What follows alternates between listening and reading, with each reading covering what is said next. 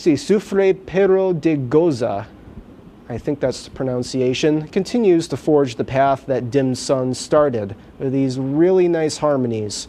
The screaming vocals also continue on this short track, and I gotta say they're not too bad here. No Pilgrim didn't really land well with me. The harmonies on this track sort of didn't make sense for the musical tone. The more laid-back vocal style didn't work with the big booming riffs. I did really like the chorus though. Beware the Centrist speeds up considerably with a more hardcore punk sound. It starts out fun, and the screaming vocals here are really effective, but once again, the clean vocals halfway through the song come off as just really awkward here. Oubliette has this really floaty rhythm and soundscape. The calm and sort of insightful vocals actually fit pretty well on here, in contrast to the heavier songs on the album where they sort of stick out like a sore thumb. And Captagon, which goes back to the post-hardcore sound, but musically, there's a lot more cohesion. It also has this really awesome sort of mathcore-esque breakdown in the middle, followed by this really awesome climax with ascending guitars and lyrics that really seem to paint a statement. Dissolving and Reject All and Submit both continue the album's theme of being awkward and sort of missing the mark, unfortunately. The vocals from Dylan Walker from Full of Heck was a nice surprise, but ultimately they didn't do much to help the track. December 4th, 2024 is slightly better. The instrumental composition here is really underappreciated, with the crushing, slow, post-hardcore riffs that I really love. It's really one of my favorite tracks on this. Audrey's of Guilt is one of the better tracks as well on this album. I love the wall of sound the guitars make. And halfway through the song, I can say the same mostly for the closing track, For Those Who Will Outlive Us. It starts with this really quiet melody on keyboards which develops into this really nice soundscape.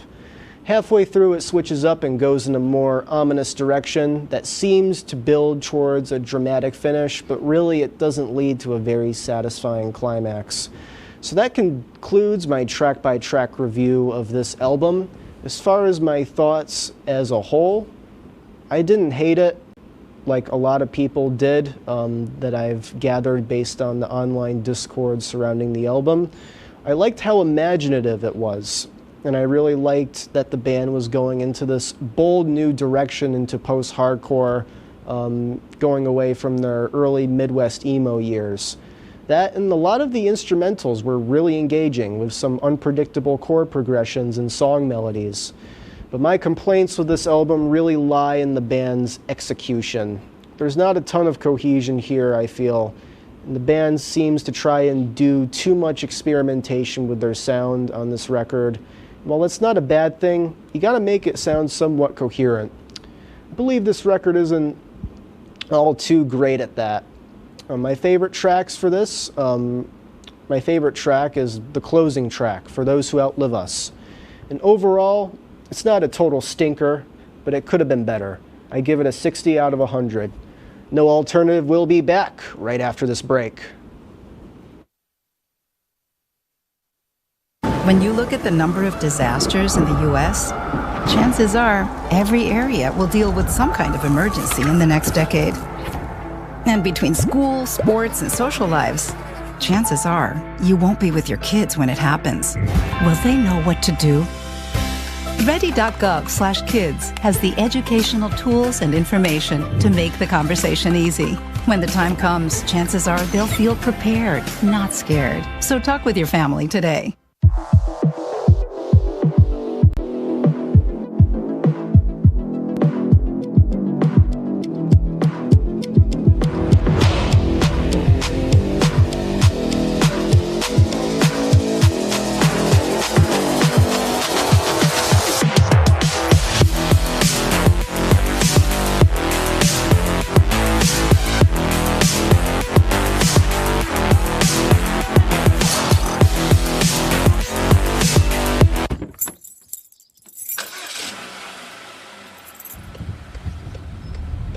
I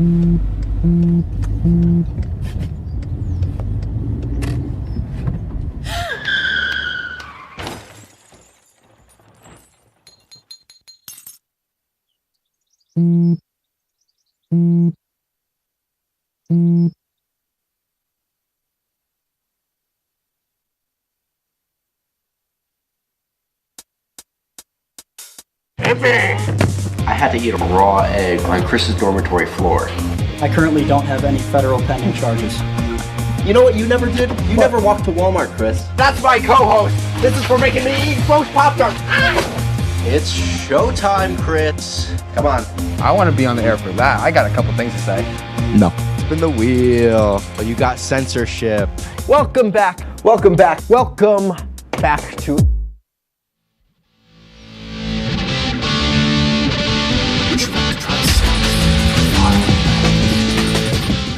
Welcome back, music lovers and television watchers alike, to No Alternative, the alternative music show, broadcasting out of Oswego. We have reached Block D, D for Deftones. That's right, I'm about to review the brand new Deftones album, Private Music, which is already one of my top 3 albums of the year. So, to start off, let me give you some background on the Deftones for those of you who have to be living under a rock and don't know who they are. They are an alternative metal band hailing from Sacramento, California, and they are currently featuring guitarist Stephen Carpenter, drummer Ave Cunningham, keyboardist Frank Delgado, and the larger-than-life vocalist Chino Moreno. And for this album, they are also joined by their current touring bassist, Fred Sablon. So I'll now give you a very brief rundown on the band's history. Formed all the way back in the late 80s, they signed with Maverick Records, where they gained a critical and commercial following through the release of their first 2 albums, Adrenaline and Around the Fur. In 2000, they released White Pony, which was met with widespread critical acclaim for its genre-bending sound that set it apart from other new metal bands at the time. Following releases, such as their self-titled album and Saturday Night Wrist, saw them further delving into this new shoegazy sound they created. In 2010 and 2012, following the tragic injury and eventual passing of original bassist Chi Cheng, rest in peace, the band dropped Diamond Eyes and Koi no Yoken respectively.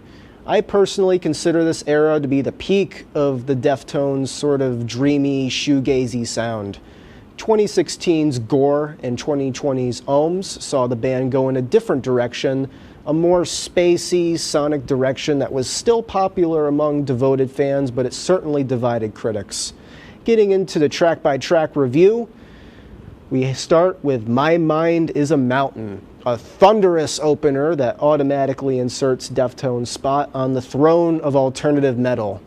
The riffs are loud, but not overly aggressive, and Chino Moreno's dynamic vocals ranging from cleans to screams also stand out on here. I also got to give credit to Delgado's synths, which on this track and the record as a whole add an important layer of sonic depth that gives it this magical, mountainous quality. Locked Club sounds very interesting. It doubles down on the heavy riffs with some very bold spoken word lyrics from Chino, but overall, it's not my favorite. The next track, Edyssis, originally didn't land with me, but upon recent listens, I've grown to appreciate it. It's got these really awesome, heavy sort of Stephen Carpenter riffs, but also a really beautiful soundscape from Delgado's synths. Up next is Infinite Source, and if Deftones were to have dropped a 3rd single from this album, then this would be the one. It's less heavy and has more of this dream pop sort of sound, peaking with this infectious chorus with introspective lyrics. Souvenir is not my favorite off the album, but it's still a very enjoyable track. Clocking in at over 6 minutes long, it's the longest track on the album and one of the longer songs in Deftones' discography, largely in part due to the needlessly long ambient outro. Oh man, this sort of made the song feel a little bit tedious and kind of a bore. CXZ snaps the record out of that ambient daze, though, with these really aggressive riffs and the dreamy synth soundscape that we're used to seeing. I think about you all the time as a beautiful example of the quiet, soft dynamic that Deftones employs a lot. It starts slow, but then it explodes into these thick guitar layers. But the lyrics here are easily the standout. They're very positive, and I'd say even very uplifting. Like someone with their share of demons finally realizing they found inner peace. All right, Milk of the Madonna. Wow, what an amazing track. This is the second of the two singles from the album. It's heavy, fast, aggressive, yet it's still so incredibly ethereal.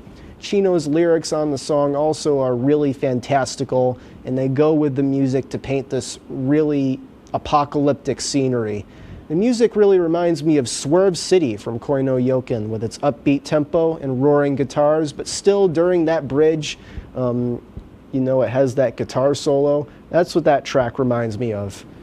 But this track is far better than even that song. I'd say it's one of my top 10 favorite Deftones songs. Cut Hands incorporates the sort of spoken word / rapping delivery from Deftones' early albums. I don't think it really lands with me for this song, to be honest. But on the other hand, Metal Dream is a really beautiful track that opens with basically the same thing, just rhythm and spoken word, before it blasts into a beautiful chorus with this really nice wall of sound. The lyrics here are really romantic and ethereal. I know some people are not as big on this one, but I gotta give it credit because everything here flows very smoothly. Departing the Body has sort of an ambient sort of intro that leads into a quiet guitar melody. With how low Chino's voice is in this opening lyrics, you think you'd be listening to the baritones. Get it? Because baritones and Deftones. But jokes aside, this song is amazing. The chord progressions are simple and beautiful, and the lyrics are still fictitiously powerful as you'd expect. The loud, soft dynamic is also really effectively done here, much like a lot of the other tracks. Talking about the record as a whole, I think it's the best thing Deftones has put out since Koi no Yoken. It's musically diverse, but still concise for the most part.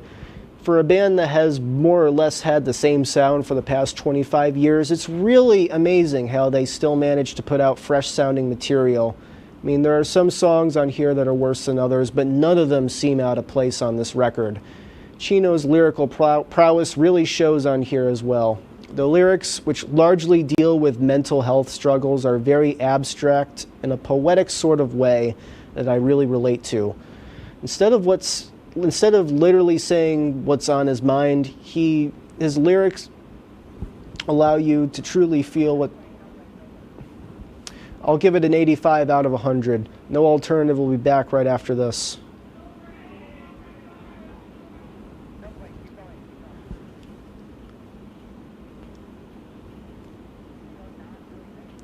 Welcome back, music lovers, to No Alternative, Oswego's alternative music show. I am your host, DJ Dash, and unfortunately, I have to announce that this is the last segment of tonight's episode. This segment I call DJ Dash's Music Diary, where I'll be doing a segment this segment I'll be doing at the end of every episode, where I'll be presenting you with all of my current most listened to songs that aren't on any of the albums I reviewed on a current episode. Alright, so the first song I have is Forest by System of a Down. For those of you who are in the alternative and metal communities as a whole, this band really needs no introduction. They're really among the best in both genres.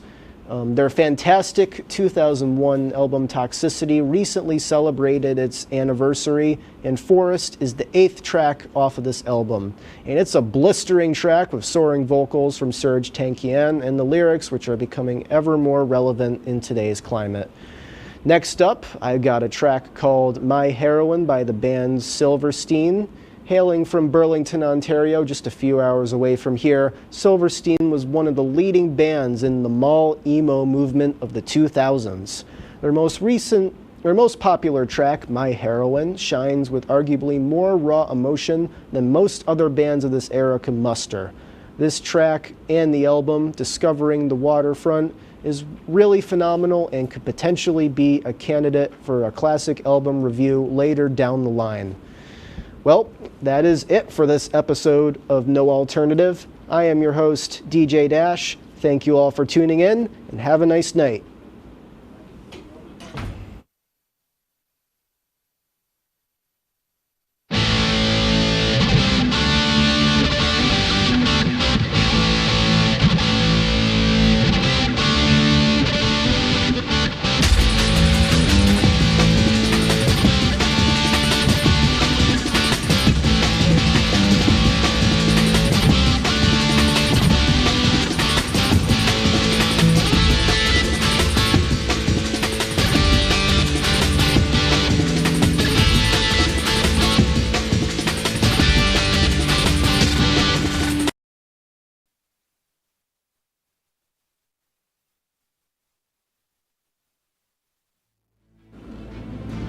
Tonight on WTOP-10 Nightly News, Diddy is finally sentenced. And a naval ship that crashed into the Brooklyn Bridge last May finally takes off again. Plus, the second annual Dream Big Career Fair at SUNY Oswego takes place tomorrow. WTOP-10 Nightly News starts now.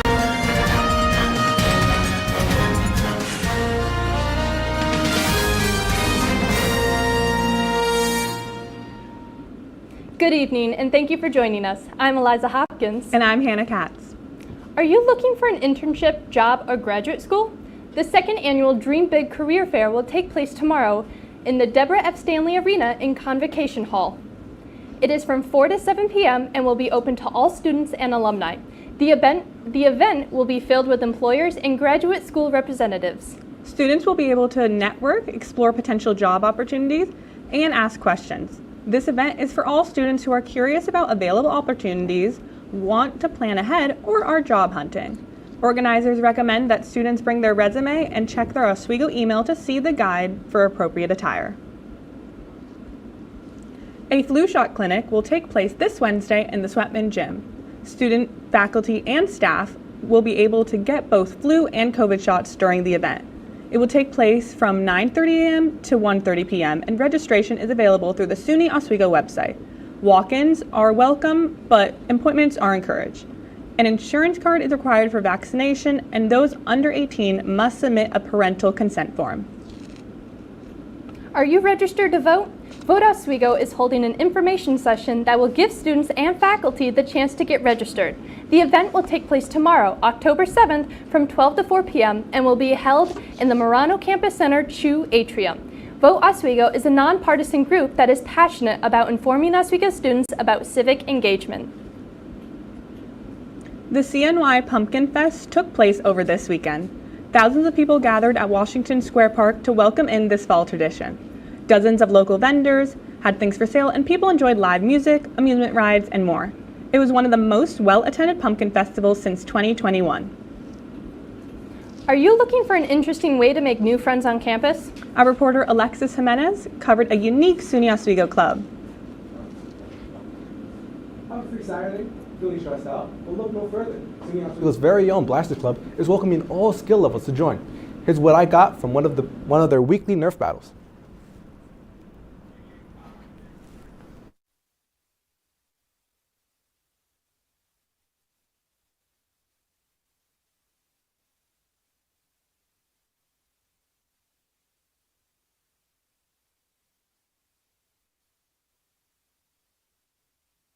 The Blaster Club was definitely a blast and a great way to stay active. Hopefully I see you there next Saturday. That's all for me. Now back to the desk.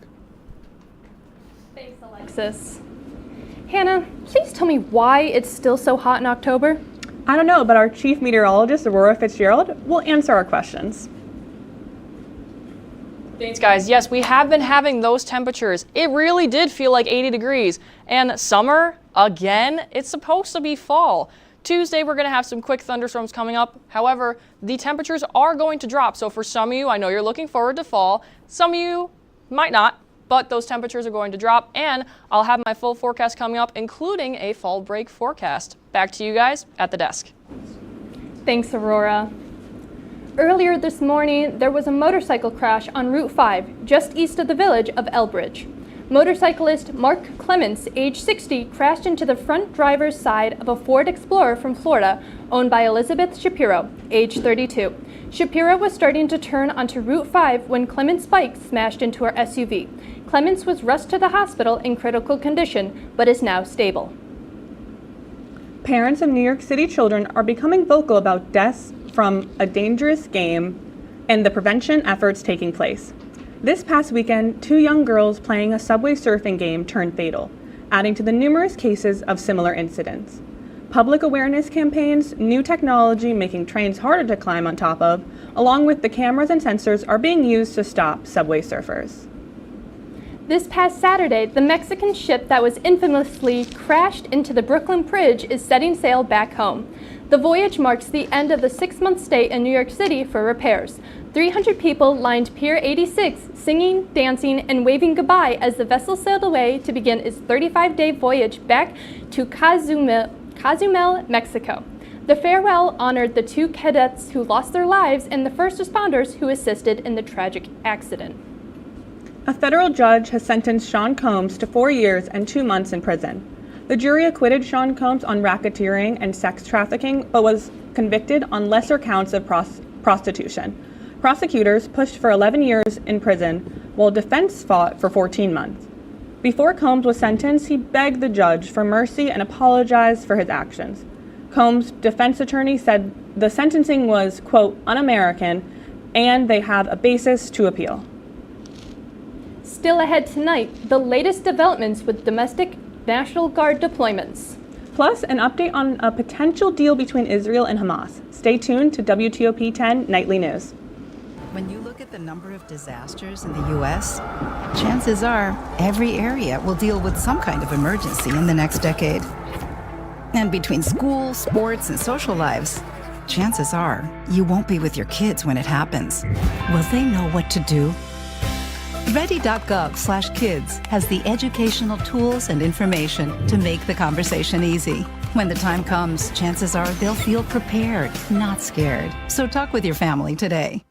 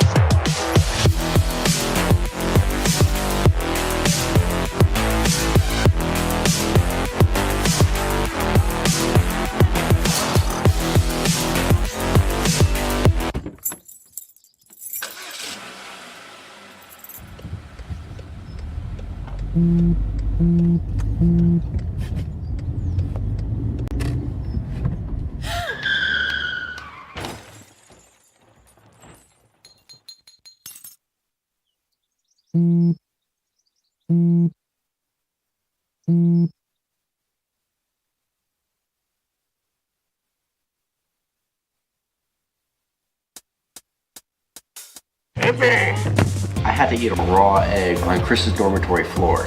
I currently don't have any federal pending charges. You know what you never did? You never walked to Walmart, Chris. That's my co-host. This is for making me eat roast Pop-Tarts. It's showtime, Chris. Come on. I want to be on the air for that. I got a couple things to say. No. Spin the wheel. But you got censorship. Welcome back. Welcome back. Welcome back to.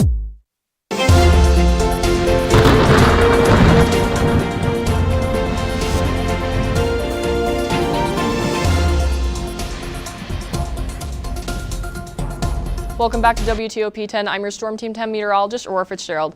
Taking a look at our current conditions for Oswego, currently 62 degrees, dew point at 57. Humidity is at 80%, so it might feel a little bit sticky out there. Pressure is high. We have pretty clear skies for tonight. You're probably going to see some clouds and wind southeast at 2 miles per hour, not breezy at all. Taking a look at our futurecast. By Tuesday at 10 a.m., we're going to have showers move in. These high temperatures are still going to prevail. We see 72 up in Fulton, and then we have 75 in Syracuse. It's going to still feel pretty warm. As these showers come in, they're going to last all day Tuesday. Unfortunately, it's going to be a rainy day. And then Wednesday going to 9 a.m. as you're heading out the door, those temperatures will drop to 55 degrees in Fulton. Same just around Oswego as well. The clouds will dissipate, storm will move away. And here's where we're going to see those temperatures. We see 49 as you're heading out. As you're heading out in your evening, In Fulton, it's going to be 49 degrees. We're seeing even 41 degrees, 42 degrees in Cooperstown. So this is where those temperatures are going to fall. We're even going to get into the 30s like here in Tupper Lake. Now, it is finally fall. I love full foliage, especially in upstate New York. Taking a look at our fall colors forecast, this is specifically around the Oswego area. Depending on where you are in New York State, you're going to see different patches of fall foliage in the Adirondacks, in Oswego, in close to New York City. So right now we have currently, it's a little patchy on Oswego. We're still seeing some green trees. Some trees, they're starting to change color, but they're not quite there yet. In 1 week, we should be near peak. And then as we go down, in the next 2 to 3 weeks, we should be at peak. So that is the perfect time to go out, go to the pumpkin patches, go out with your families and friends, and you'll see those beautiful, beautiful colors. And then in about 4 weeks, unfortunately, we'll be past the peak and the leaves will be starting to lose the trees will be starting to lose their leaves and vice versa. Taking a look at Thursday PM to Friday AM, you might see a little bit of frost. We're going down to the temperatures of the high 30s, so we're not reaching that freezing temperature yet. But after those rains come in, you're probably going to have a quick scrape on your windshield, and make sure you do that to make sure nothing is obscured with your eyesight, to make sure that road conditions and your eyesight is clear for when you're driving within safe travels. And taking a look at our extended forecast, Tuesday, again, we have 70 degrees. We're going to have those thunderstorms quickly come in. Wednesday, there is a chance of showers, but they're going to dissipate throughout the day. Thursday is when we see those temperatures drop dramatically. We go from 70 to 58 and then 52. We even see that 36 as a low. That's when you're going to probably want to scrape your windshields. And I hope everybody has very safe travels for their fall break. Take a look at this. Your fall break is going to be lovely. You have sun after sun after sun. Partly cloudy. You're going to see a little clouds move in. But that's not too shabby, right? We still have pretty good temperatures. It's fall. We got 65, 64, a little lower for the 46 and 48 temperatures, so you're definitely going to need your coat. But fall has finally decided to show up. That is my full weather forecast. Back to you guys at the desk. Thanks, Aurora. Last night, a federal judge temporarily blocked the Trump administration from deploying California National Guard troops to Portland, Oregon. This comes one day after the same judge blocked Oregon troops from being deployed, and Oregon officials are voicing their disapproval of Trump's actions. Texas has also been ordered to send troops to Portland, with that deployment status currently uncertain. Portland and Chicago are the most recent targets of Trump's domestic National Guard deployments. Protests have erupted in those two cities as local residents and officials object to the National Guard deployment and ramped up immigration enforcement efforts. With the ongoing legal battle in Portland and today's lawsuit by Illinois officials, Ivan Rodriguez has more on the latest developments.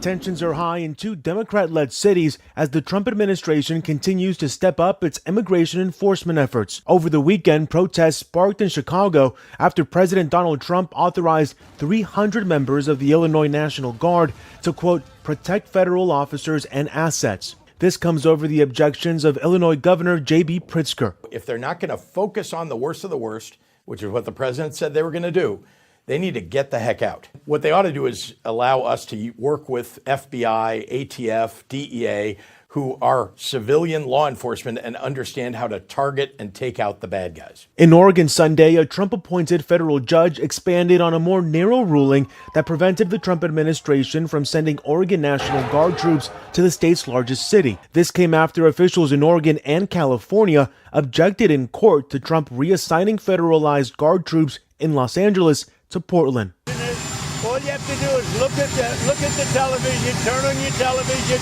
read your newspapers. It's burning to the ground. The governor, the mayor, the politicians are petrified for their lives. Mr. President, and you have a judge like that, that judge ought to be ashamed of him. The temporary restraining order now blocks National Guard troops from anywhere in the country to Portland. There's no need for military intervention in Oregon. There's no insurrection in Portland. There's no threat to national security. Oregon is our home. It is not a military target. The Trump administration plans to appeal the judge's decision. I'm Ivan Rodriguez reporting.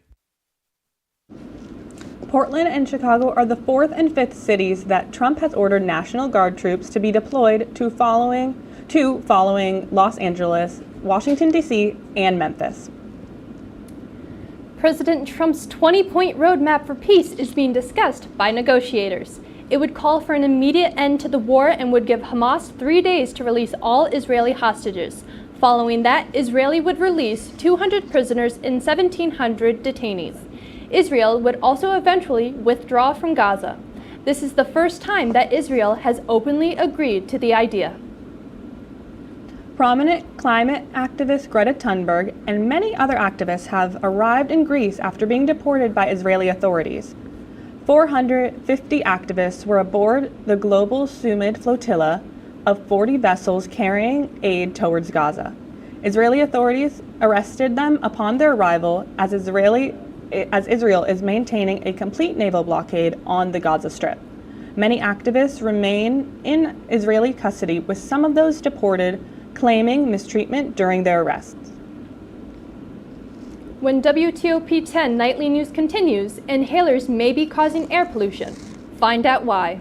Plus, a massive recall on chicken corn dogs. Find out what caused the recall. All that and more coming up on WTOP-10 nightly news.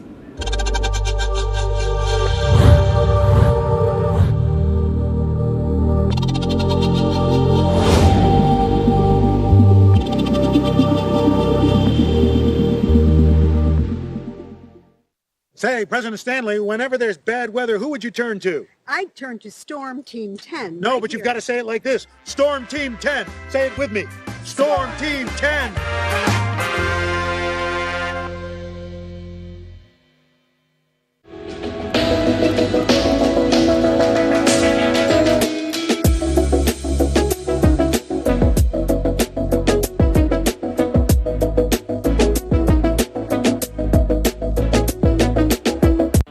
If you like action, romance, Polly, sister, if you're watching this, and highbrow humor, surface is this? Floor. Minch did not legitimately put his head in the toilet. There's only one place to turn. No! Tune in to new episodes of Oh boy! only on WTOP.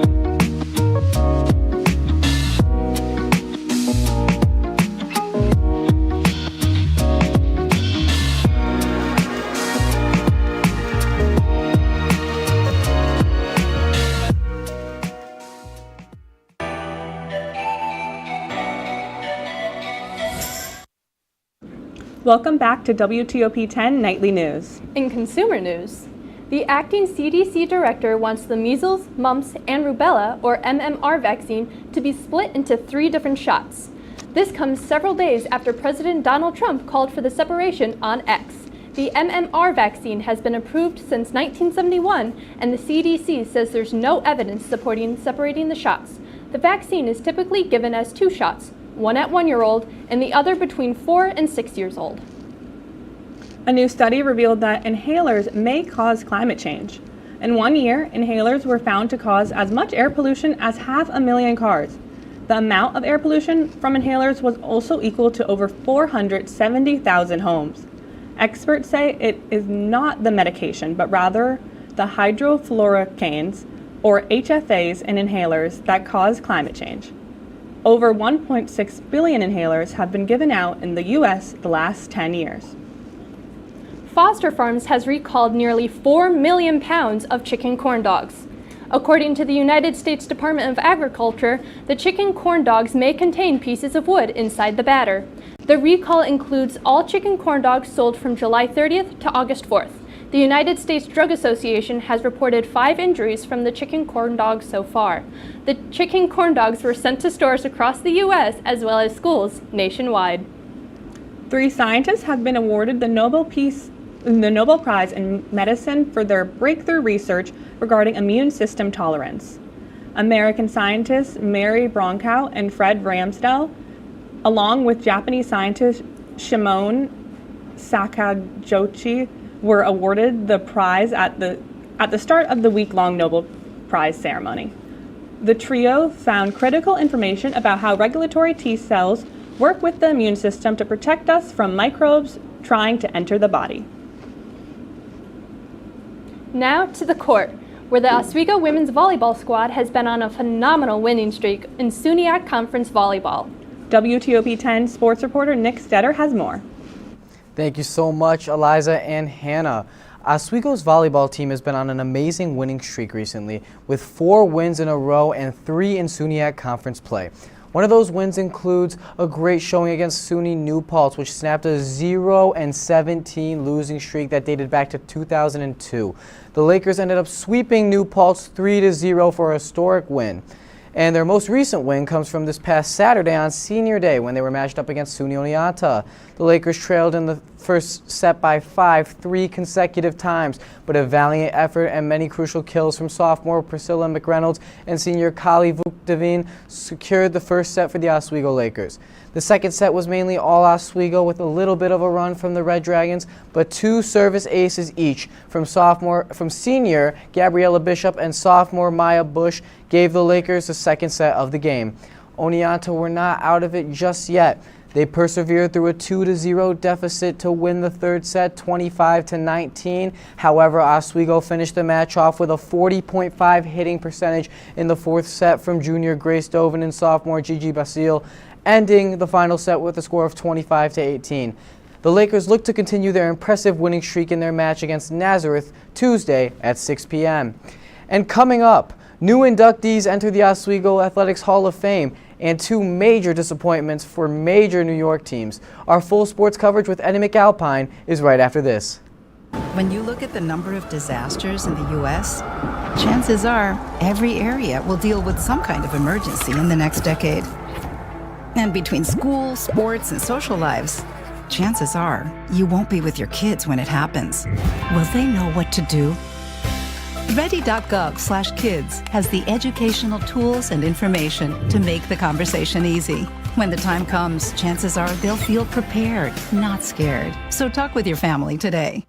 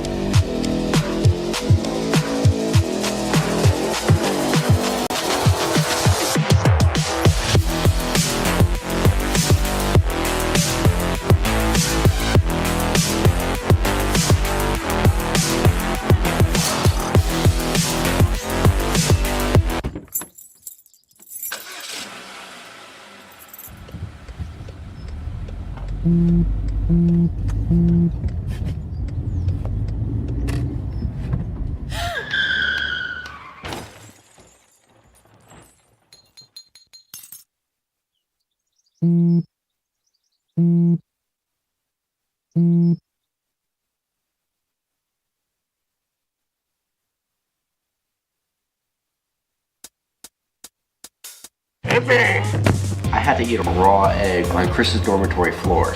I currently don't have any federal pending charges. You know what you never did? You never walked to Walmart, Chris. That's my co-host. This is for making me eat roast Pop-Tarts. It's showtime, Chris. Come on. I want to be on the air for that. I got a couple things to say. No. Spin the wheel. But you got censorship. Welcome back. Welcome back. Welcome back to...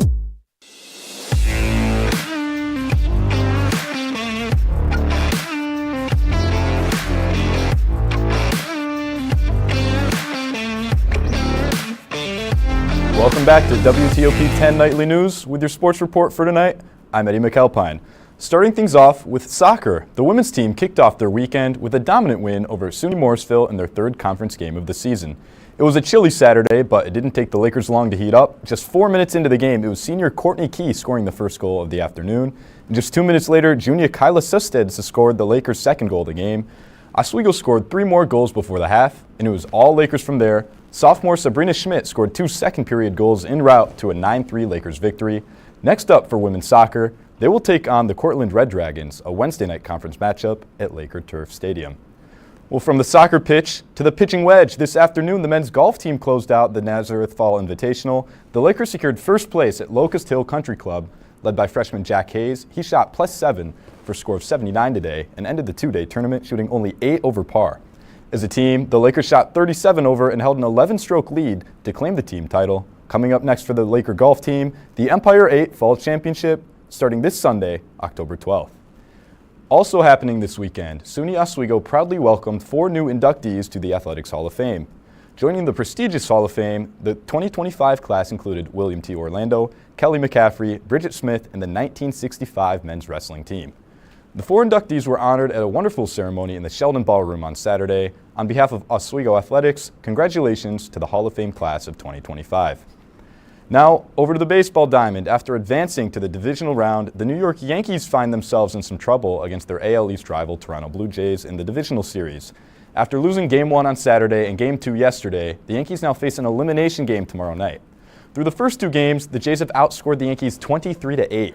It was Vlad Guerrero Jr. crushing a grand slam in Game 2, leading Toronto to a 2-game series lead. Game 3 will be at Yankee Stadium, an 8:08 first pitch for some Wednesday night baseball. That's tomorrow. Now over to the NFL, some Sunday night football for you. The Bills taking on the Patriots in Orchard Park last night. It was a slow start from both teams. It leaves it tied at 3 apiece just before half with a minute to go. It's Drake May firing a strike downfield to Hunter Henry, a 22-yard completion, giving the Pats some life. They would go into the half up 6-3. Josh Allen relatively quiet so far. He'll hit Curtis Samuel out of the backfield for the touchdown. Samuel's first touchdown of the season and the Bills' first touchdown of the game. Buffalo takes the lead now 10-6. Pats get the ball back. It's May off the play action. He's rolling right, and he'll launch one down the sideline to Stephon Diggs. A great catch by the former Bill. And then Ramondre Stevenson here coming up. He'll finish this one off with a touchdown. There you see him punch it through the goal line. The Pats will now hold a 3-point lead. Stevenson will finish the game with 2 touchdown. Ball now back in Allen's hands. 2nd and 13. He'll throw across the middle, and he's picked off. It's the return specialist, Marcus Jones, making a play on defense. A rare mistake by Allen at the end of the third. Pats get the turnover and keep the momentum. Now it's May on 2nd and 11. He'll drop back, and he'll find Stephon Diggs on a nice hitch route here. Diggs will turn it upfield. He's taken down at the 5-yard line. Finished the game with 10 catches for 146 yards. A great revenge game for the receiver. Moments later, it's Ramondre Stevenson again. His 2nd touchdown of the night. That'll put the Pats up 2 scores, and they never look back. Pats win this one 23-20. Bills lose their first game of the season, and they move to 4-1 overall on the year. Thank you, Eddie. Stick around for tonight's fantastic weather phenomenon right after this.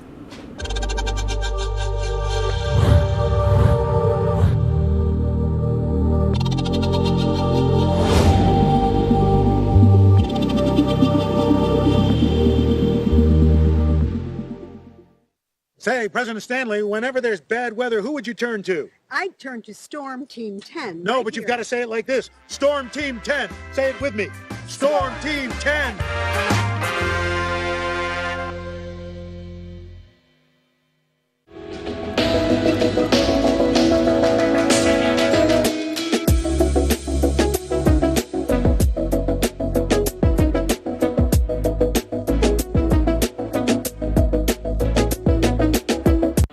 If you like action, romance, Polly sister, if you're watching this, and highbrow humor, Surface is this? Floor. Minch did not legitimately put his head in the toilet. there's only one place to turn. No! Tune in to new episodes of Oh, boy! only on WTOP.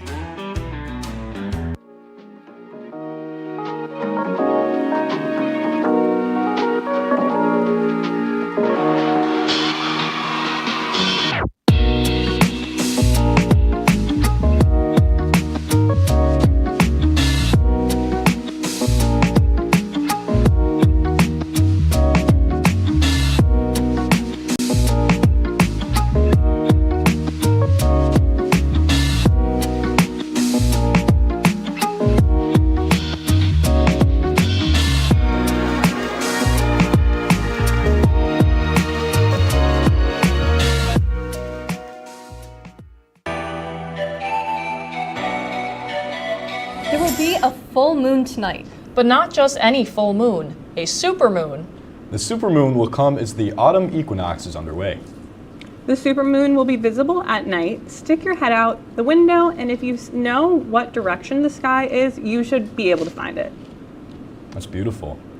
Might have to go and try and find that. Yeah. Eddie, do you have a final sports report for us? I do. I've got some Monday Night Football for you. It's the Chiefs and the Jaguars. Chiefs up 14-7 right now with the 2-minute warning. Patrick Mahomes has a touchdown through the air. It was Kelsey receiving it. Pacheco also punched one in on the ground as well. They are just about to halftime, but that's all the time I have for tonight. That's a report for tonight. Be sure to stay tuned for the DK Experience. Thank you for watching.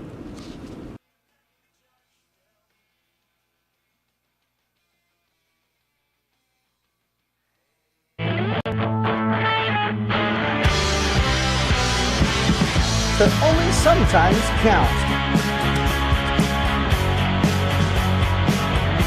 Then join us as we give our predictions for who will win each division this season. After that, we've got all the news on what's been going on around the league, including a certain Connor McDavid getting a payday. And finally, the regular season is starting up for the NHL tomorrow night. Which matchup should you be looking forward to? All that and more coming up right now on Hockey Talk.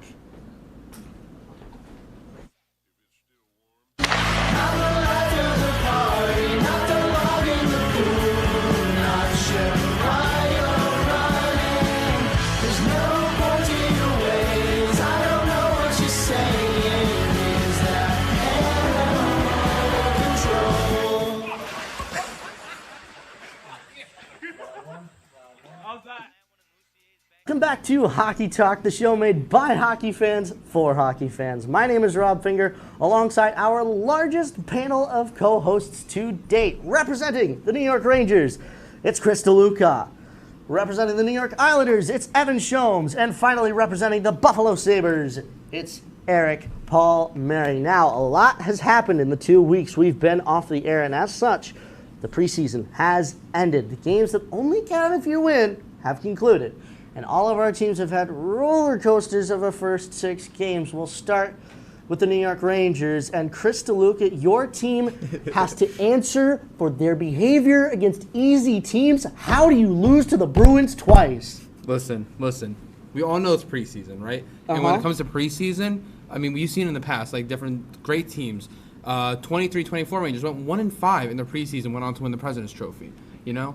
Panthers, all the good teams are always having the worst preseasons because they're trying to rest their star players. That's always the case. It's always been the case. I know you want to know about it. Montreal always does really well in the preseason, so it's okay. I understand. You're only just now starting to get used to like Montreal kind of being relevant, but it's okay. You'll learn. Don't worry, you'll learn. It's been a couple years since we were relevant, but the thing is, the one thing that I have to say to you is, how was that President's Trophy to no playoff speed run last year? That was quite a thing there, buddy.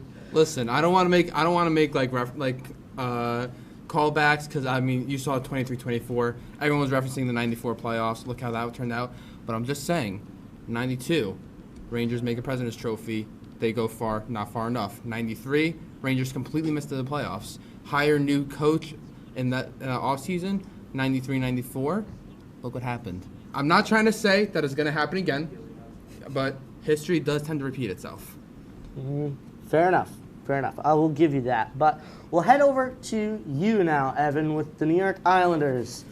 How are we feeling on the island here? I'm feeling cautiously optimistic. You know, we went 2-2-2, so like a pretty solid slate. Not too bad preseason. Getting the fresh skates out there. The new guys are looking good. The guys I will say Matthew Schaefer does look pretty good. There was a couple slip-ups, but I mean he got his first couple points in the preseason. His back check was looking amazing. Yes, I will say I have seen the highlights of that. Yep. That is kind of scary. He's looking like a great player. I'm excited. Even the players that didn't end up making the roster this year, like Atchison and Yzerman, they're looking electric in their starts in their respective leagues. And I just think we have a bright future ahead of us, whether it's this season or next. I think the future is looking bright on the island. And I was about to say, how are we feeling about the goaltending as well? That I would say is probably the biggest thing going into the regular season.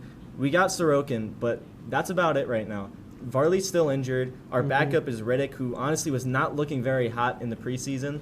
So that's probably our biggest obstacle heading into the regular season. Yeah, I was about to say, and Varlamov has been playing in the league for years and years and years. He's got to be, what, 15 years in the league at this point? It's been a while. It's been a while. But nonetheless, I mean, it's an issue that a lot of teams are facing. So, I mean, you've been able to sort of deal with it over the last season, but especially if you're looking for, like, wild card berths, that's definitely going to need to be a thing that the Islanders clean up. Now we'll go to you, Eric.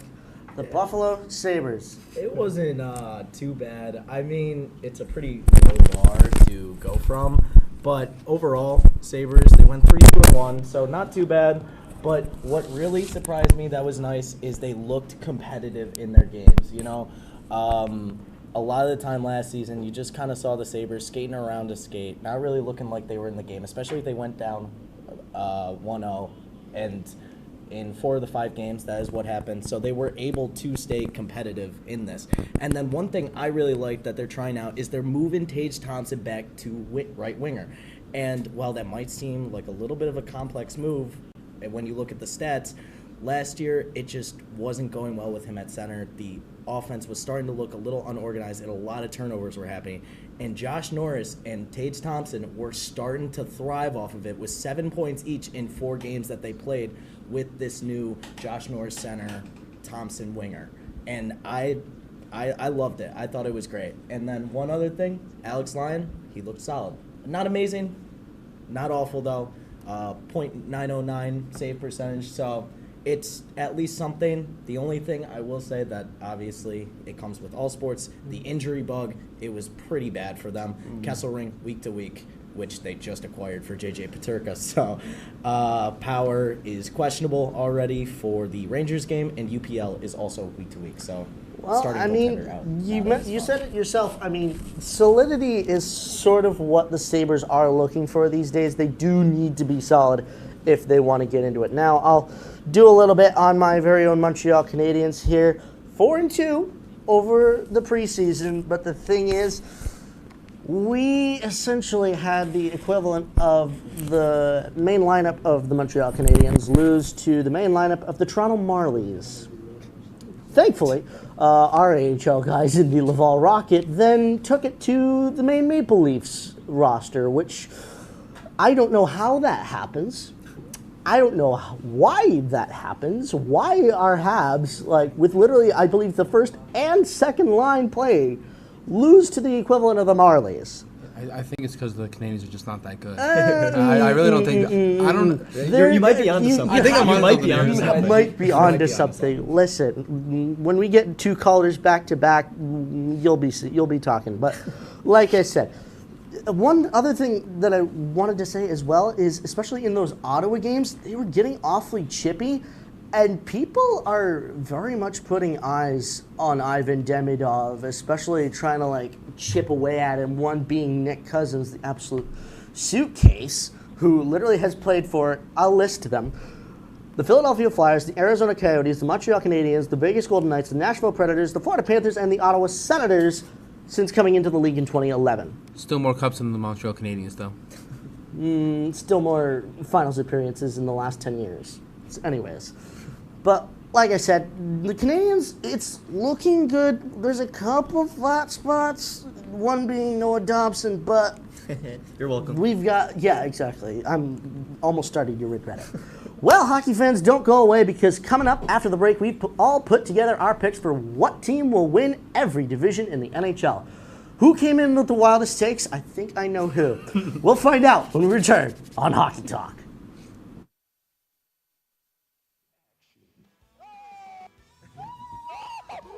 Romance. Polly, sister, if you're watching this, highbrow humor. Surfaces this. Floor. Minch did not legitimately put his head in the toilet. There's only one place to turn.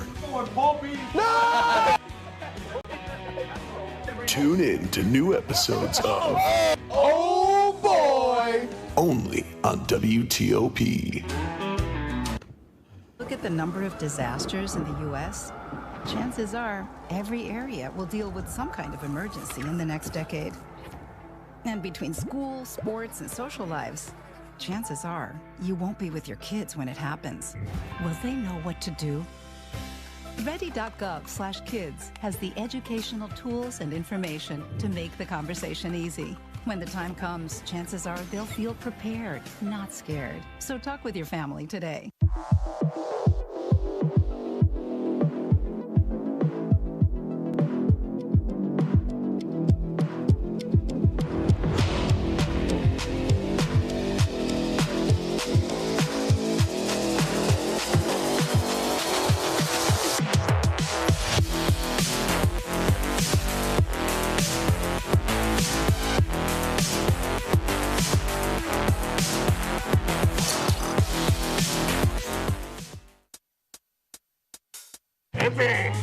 I had to eat a raw egg on Chris's dormitory floor.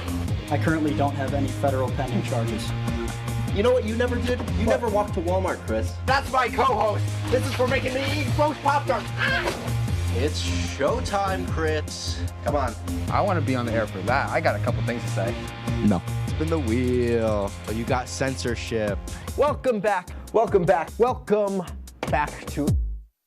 Hey, I know that guy. Welcome back to Hockey Talk, the show made by hockey fans for hockey fans. My name is Rob Finger, alongside Eric Palmieri, Evan Shomes, and Chris DeLuca. And we've all put together our picks for the teams that will win their divisions at the end of this season. Last year, it was Winnipeg that won the West, or Vegas that won the West. Winnipeg took the Central and the President's Trophy with it.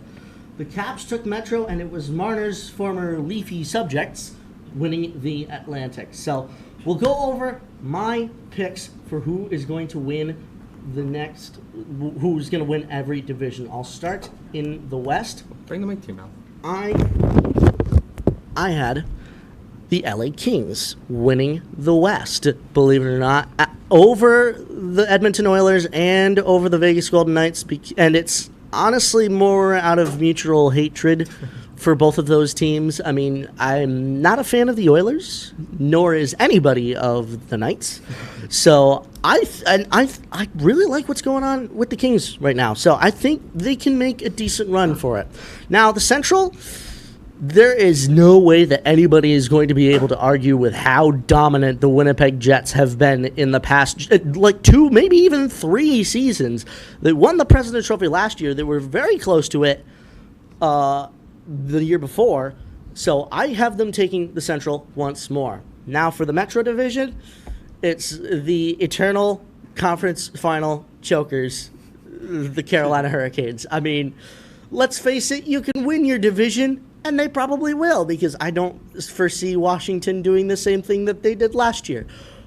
But when it comes to the playoffs, it's a completely different story. But I believe that Carolina has it, regular season-wise, to make it and win the Metro Division. Now for the Atlantic, we have, of course, the Florida Panthers. They have unfortunately been hit by the injury bug. Alex Barkov is completely out of the season. Yeesh. That is a heavy pill to swallow for any Florida Panthers fan. And I mean, but the thing is, they've kept all the guys that they've came with last year, and that won them that second cup in a row. So they're the ones to beat, and I don't think in the Atlantic anybody else has the capability to beat them. So that's my picks. Eric, we'll go to you. Let's do it. All right. So we are starting in the West, and it really pains me to say this, as not the biggest Jack Eichel fan in the world. But I do have Vegas winning the West because they did have a little-known deal where, this little-known guy named Mitch Marner was signed to them. All jokes aside, a 100-point player being put on a line with Jack Eichel and Mark Stone. Enough is said.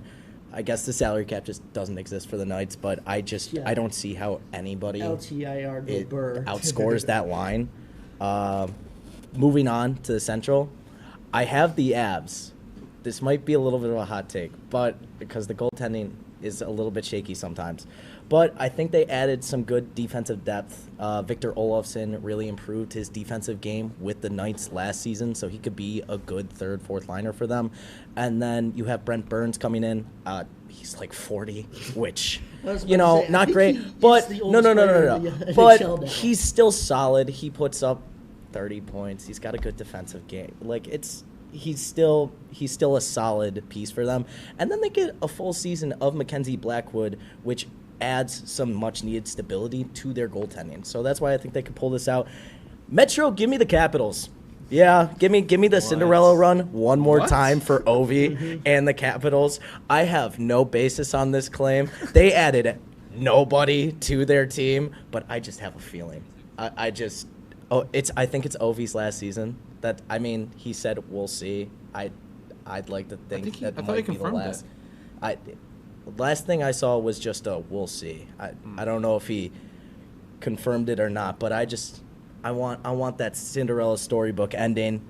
And then Atlantic, of course, I got the Panthers. They're a well-oiled machine. They didn't make any changes. Of course, you have Barkov and Tkachuk. Barkov out for the year, Tkachuk out for a couple months. But their depth, you don't even need to say anything about it. It is just, they are gelled so well together. All their pending free agents like Bennett were signed this offseason, so I think they run it back. All right. Now we'll go over to you, Evan. What are your picks for the divisions? All right. So for the West, we're starting strong with Vegas. This is a hot take, but I'm a Vegas fan. Since they were announced, I was a fan. I just love their jerseys, love the energy that they brought to the league in general. Kick them out. I was about to say, jerseys aren't the be-all, end-all. The moment they were announced, they had Fleury. They kind of screwed him over, but that's Pittsburgh's fault on that. That is a good point. But they are just. I love the energy that they brought to the NHL. They totally brought a whole new fan base to the NHL as a whole in Vegas. So I just think that they're also just a powerhouse. I think that they take the West easily. Well, maybe not easily, but they take the West. And then for the Central, I'm going the Stars. Give me the Stars. Dallas is a fun team to watch, and when they're going, they're going. Fun. Yeah, and I am glad that the Dallas management did side with Otter in the whole conference finals debacle with Pete DeBoer. So now he's out. Yeah. They might have a chance. I really think Dallas has a shot.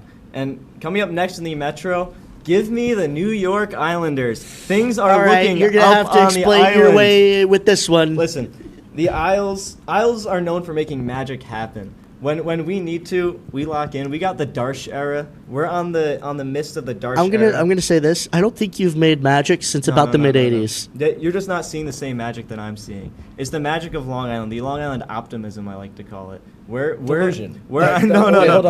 up and up. Let's call it what it is. We're in the Darsh era. We got Schaefer. He's gonna be good. And if we don't end up winning the Metro this season, next season we're winning it for sure.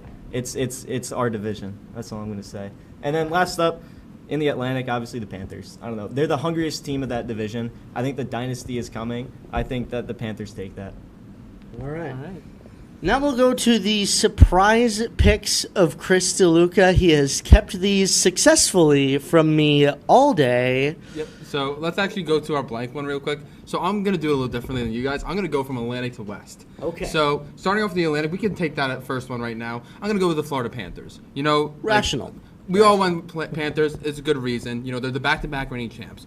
Even with the injuries, they had great depth. Even though they have Barkov out for the season and Tkachuk on IR, expected to return in December, they still got Reinhart, Bennett, Verhaeghe, even Marchand. They're all going to step up to cover them and be able to keep going until Tkachuk comes back. And then, you've seen with the Vegas. All of a sudden, Mark Stone is healthy for first game of the playoffs. We might see that with Barkov. I wouldn't be surprised. Maybe.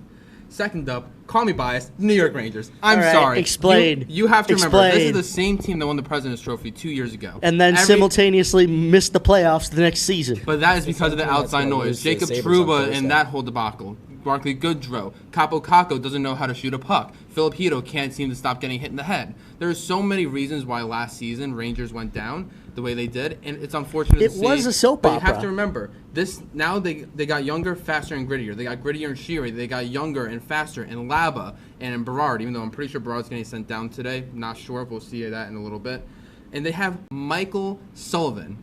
Mike Sullivan, he is the coach to guide this team to the promised lands. All right. Now, for my Central Division, you can put that up. This is going to be the Utah crazy Mammoth? The Utah Mammoth. Now, hear me out here. JJ I'm listening. is an absolute dog. He is so great in what he does. Buffalo are idiots for giving him up. They have decent goaltending in Vizmelka, and they also got Sergachev back there to hold down the blue line. And I'm sorry, I know we're all on the Jets and on their high horse. Hellebuck is great and all, the Stars are great, but take a look at that division. I mean, it's real. Honestly, I feel it's anyone's to take. So why not the Utah Mammoth? Now, before we go over my last one, you're gonna have to hear me out here. All right. You're gonna have to really hear me out here. Okay. Take it. The San Jose Wow! Sharks. Oh, let him cook. The San Jose Sharks. All right. Now you have a lot of explaining to do, yes, I Luca. do. So, San Jose Sharks, you may think they were at the bottom of the league last year. Like, I believe it was top or bottom 5. It might have been last in the division. I Last can't in the remember. Pacific. Last in the Pacific, yes. But think about it this year. You already had a full season of Celebrini. You have a first line of Macklin Celebrini, William Eklund, Tyler Toffoli. That's a pretty good first line in my opinion, especially Macklin Celebrini centering it. Then you look at that second line, newcomer Michael Misa, who they drafted this season, along with Will Smith and Jeff Skinner. I mean, Jeff Skinner, on a Buffalo Sabre legend, he is amazing. Then you also look at the goaltender. A little out of his prime. A little out of his prime, Just a but he's tad. still great. They got great potential in Askarov as a starting goaltender. If he now has a starting position. If you saw, remember with the Rangers, they give Igor Shesterkin the starting position. Look what happened there. He becomes a Vezina winner. Now that he has in that starting position, he can shine. And finally, the competition. Let's face it, LA's getting older. They're getting slower. Corey Perry's 40 years old. Are we really relying on him to get the Kings going? Edmonton chokes harder than Squidward. Calgary Flames are on fire, pun intended. Vancouver lost one of their many forwards. Ducks and Kraken are laughable. And Knights may have Marner, but they're getting older. So honestly, it's the Sharks. Sharks are winning it. Okay. I'm not going to side with you on this, but we have to set it to break. Don't go away, ladies and gentlemen, because we've got some big stories to go over. One regarding the biggest name in the game right now. McJesus has gotten a payday. We'll have that and more when we return on Hockey Talk.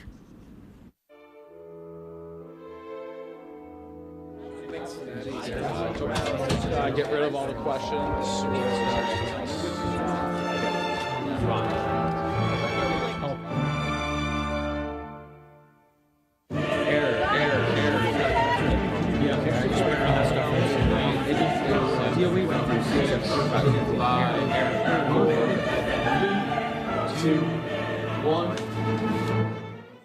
If only we had someone who could tell us what we should and shouldn't watch. Well, do we have a show for you? Who are you? What are you doing in my bed? On Be Kind and Rewind, we will go through and review all your favorite movie franchises. And tell you which ones you should and shouldn't watch from the perspective of normal movie fans. Well, be sure to check out Be Kind and Rewind on WTOP-10.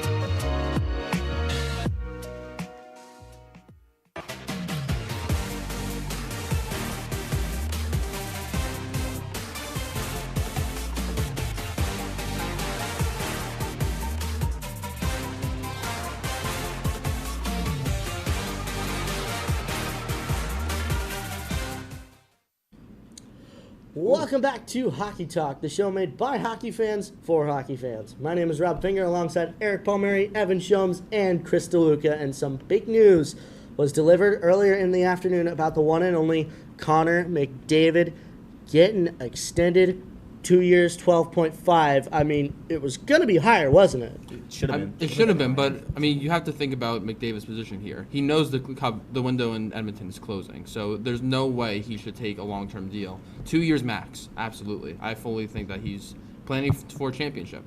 Yeah. I mean, especially with how Edmonton has been. I mean, choking twice to the same team in the Stanley Cup Finals. You got to imagine that McDavid's getting tired of that.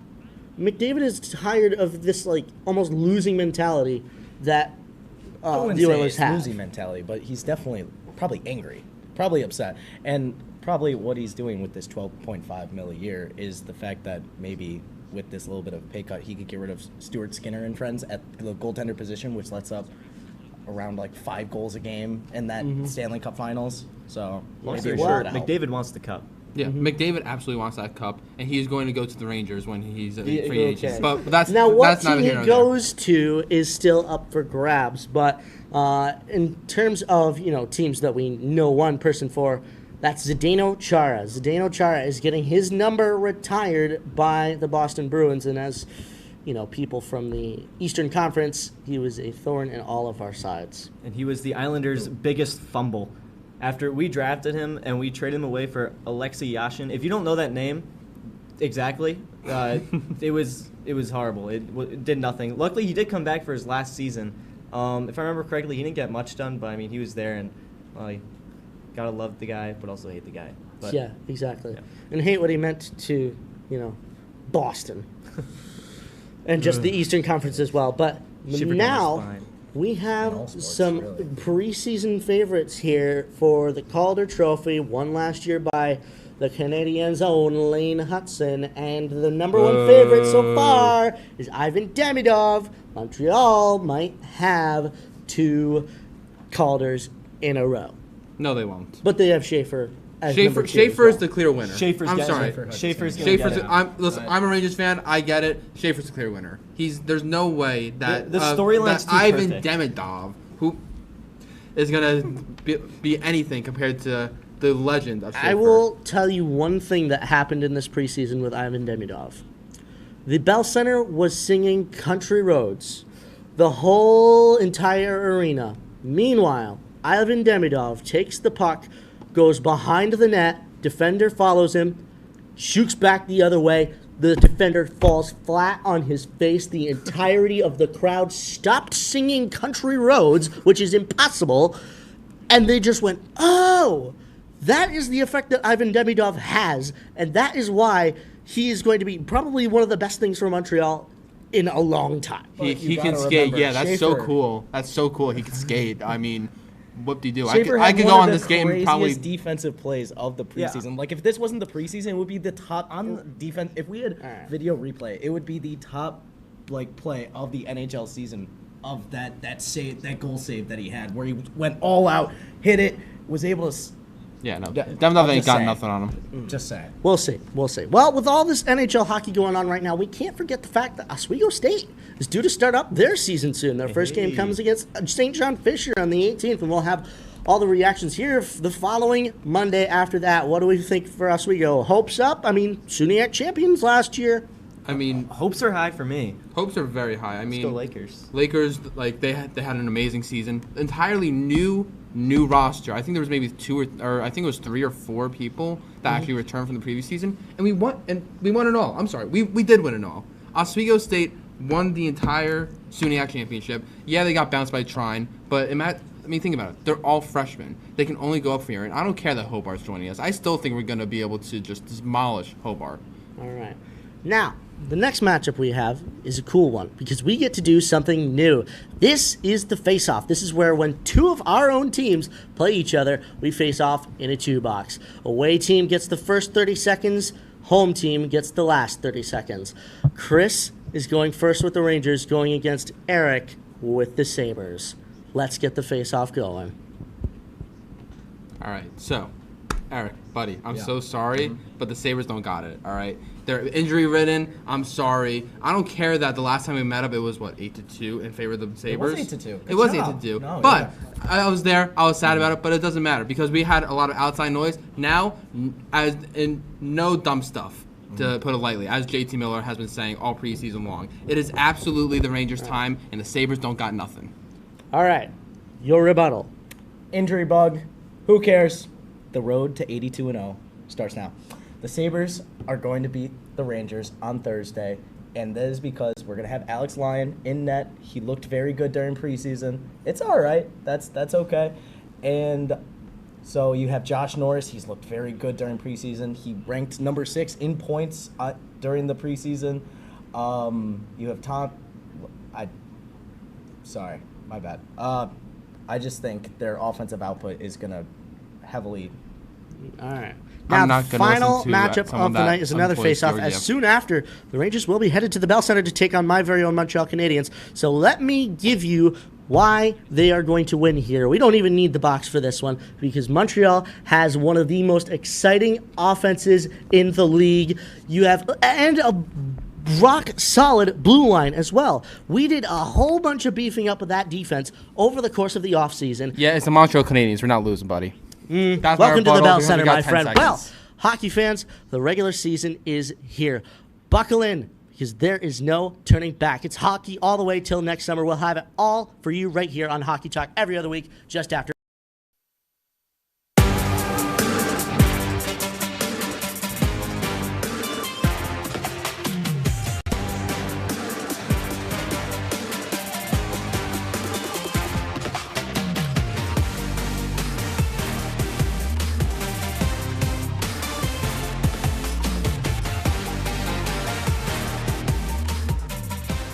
Welcome on into season 23, episode number 3 of Laker Connections, your only place for all things Laker sports. I'm Kenny Gerard, co-hosted by the somewhat likable Lucas McGarry. Oh, come on. Now, Mr. McGarry. Yes. Unfortunately, winter sports here in the Port City have all wrapped up for the season. But thankfully, spring sports are in full swing, with many squads getting their first SUNYAC matchups underway. Now, speaking of, let's get started with our Laker recap. Yeah, no, I love the Laker recap. Honestly, kind of my favorite segment of the show. Really? Yeah. That's a hot take. I enjoy it. Laker Showdown's a lot of fun. I like Laker Recap because I love talking about how good the Lakers did. I didn't give you time to say, how are you? I'm doing good. I'm really excited to talk about how good the Lakers did. I'm very excited. Good. Well, I guess we'll just get right into it. As I just mentioned, spring sports are in full swing and conference play has begun. Now, some teams are looking to make a return to the SUNYAC playoffs after strong seasons last year. Others are looking to rebound from disappointing seasons last year. Now, speaking of teams looking for a return to the playoffs, let's start off with how the men's lacrosse team did. Lucas, take it away. Yeah, how about it? Oswego kicked off conference play with a commanding 11-6 victory over New Paltz, setting the tone early and never looking back. Lakers jumped out to a fast start with 3 quick goals from Garrett Elston and Corey O'Connor. Although the Hawks responded with 2 goals, Oswego seized control by rattling off 5 unanswered scores to take an 8-2 lead into halftime. The second half saw a more balanced battle, with both teams adding 2 goals in the third quarter, including goals from Nate Ham and Corey O'Connor for the Lakers. Oswego's defense remained strong down the stretch, shutting down New Paltz's offense to secure the win and to start conference play on a very high note. Lakers starting off strong. Well, you can't go undefeated if you don't win the first one. You take a look at some of the stats here. 11-6, a good win for Oswego. They outshoot them, and they got more shots on goal. And look at that. Only 7 shots not on net for these Lakers. That's a winning recipe for this Oswego team. Now, we'll talk about later who they're going to play down the road. It's going to be a tough matchup in the next one. But what a good win for Oswego. Start off 1-0 in SUNYAC play, who have not played at home yet. Again, we're going to talk about that very shortly. But, Lucas, looks like it's going to be a good season for this men's team. Yeah, no, I love the efficiency here. Like you just said, they only had 7 shots that weren't on goal. That is peak efficiency. And in a game like that against the conference team, that is exactly what you want. I love it. Well, let's move on to the women's team now. The Oswego State women's lacrosse team looked to keep their SUNYAC record perfect, coming in at 2-0 in the SUNYAC against the Canton Kangaroos. The Lakers would strike first and take a commanding 4-0 lead in the first before Canton would respond, making it a 4-1 game. The Lakers would once again go on a run, and it was a good one. The Lakers went on a 6-0 scoring run to make the game 10-1 early in the second. The Lakers led 11-3 going into the half, and Canton was unable to mount the comeback. The Lakers would go on to defeat the Roos 15-4 and stay perfect in conference. The Lakers move on to 3-0 in the SUNYAC and 7-2 overall. Lucas, the Lakers have some serious goal scorers this season and look good early on. Now, what is working so well for this Lakers squad? Well, first of all, I just want to say I wish I could have appreciated this game more being there, but I was outside freezing the entire time. It was hailing, snowing, really bad wind. But regardless of that, I think that the way the Lakers have been playing these past couple of games has been absolutely phenomenal. They have been dominating teams recently by scores of 10 plus. They are regularly having that running clock going at the end of their games. They are consistently beating teams by huge amounts of margins, and I think that is really, really impressive to see. And I mean, you can't be any more excited than that, honestly. No, absolutely not. They're off to a great start and look to continue to be that way, Lucas. Yeah, no, 100%. But we're going to switch from the field now to the diamond. The Oswego baseball team hit the road Thursday for a 3-game series against the defending SUNY champion New Paltz Hawks and came up just short in a hard-fought 5-4 loss on Thursday. The Lakers struck first with 2 runs in the 3rd inning, sparked by some aggressive base running. New Paltz answered with a run in the bottom of the half, taking advantage of a fielding error. After trading runs, Oswego pulled ahead 4-3 in the 6th on a pass ball, but the momentum shifted in the 7th when Dylan Restano crushed a 2-run homer to give New Paltz the lead. The Hawks bullpen shut the door with 3.2 innings of scoreless relief. Daniel Winchester led the Lakers offensively, going 3 for 4 with 2 runs scored, but a 9th inning double play ended Oswego's rally attempt. So a tough loss for them. We're going to talk about their next games, or that game coming up, but for right now, just about the game that happened. Unfortunate for the Lakers, but you got to have the bats wake up. You absolutely do. And this Lakers team, again, looking to get into those SUNY matchups. Alfred State is a good team. And, yeah, for Oswego, we mentioned it last episode that this team really needs to start getting the bats up and moving. And I think throughout the season, they just haven't really able to just connect on a lot of their shots and they're just not able to get it done. But let's move ahead now to the other diamond, the softball diamond. The Lakers were slated for a doubleheader matchup against Clarkson. In the first match, it was all Golden Knights. They took the game 1, 13-2. But Oswego's looking to bounce back in game 2 of the doubleheader.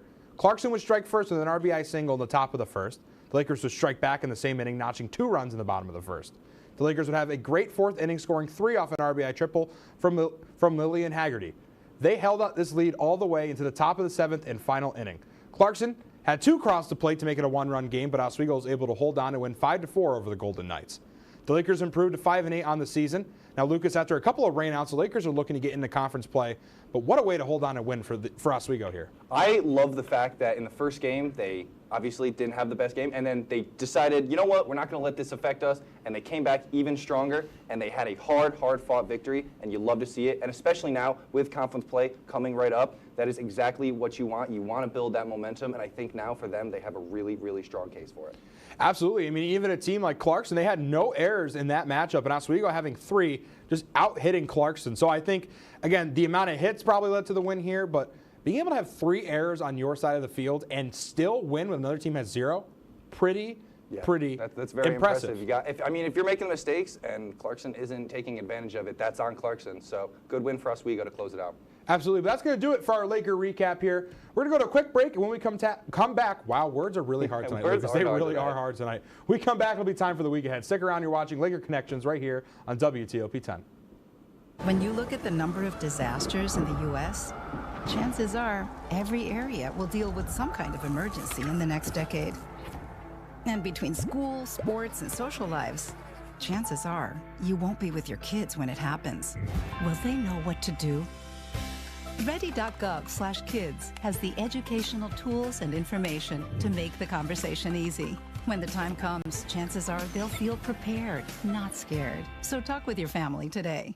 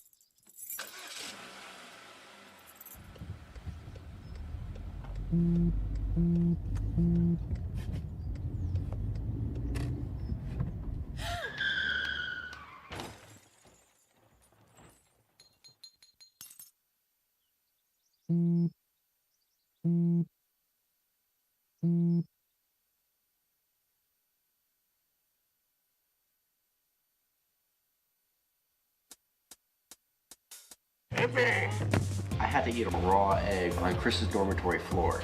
I currently don't have any federal pending charges. You know what you never did? You never walked to Walmart, Chris. That's my co-host. This is for making me eat roast Pop-Tarts. It's showtime, Crits. Come on. I want to be on the air for that. I got a couple things to say. No. Spin the wheel. But you got censorship. Welcome back. Welcome back. Welcome back to...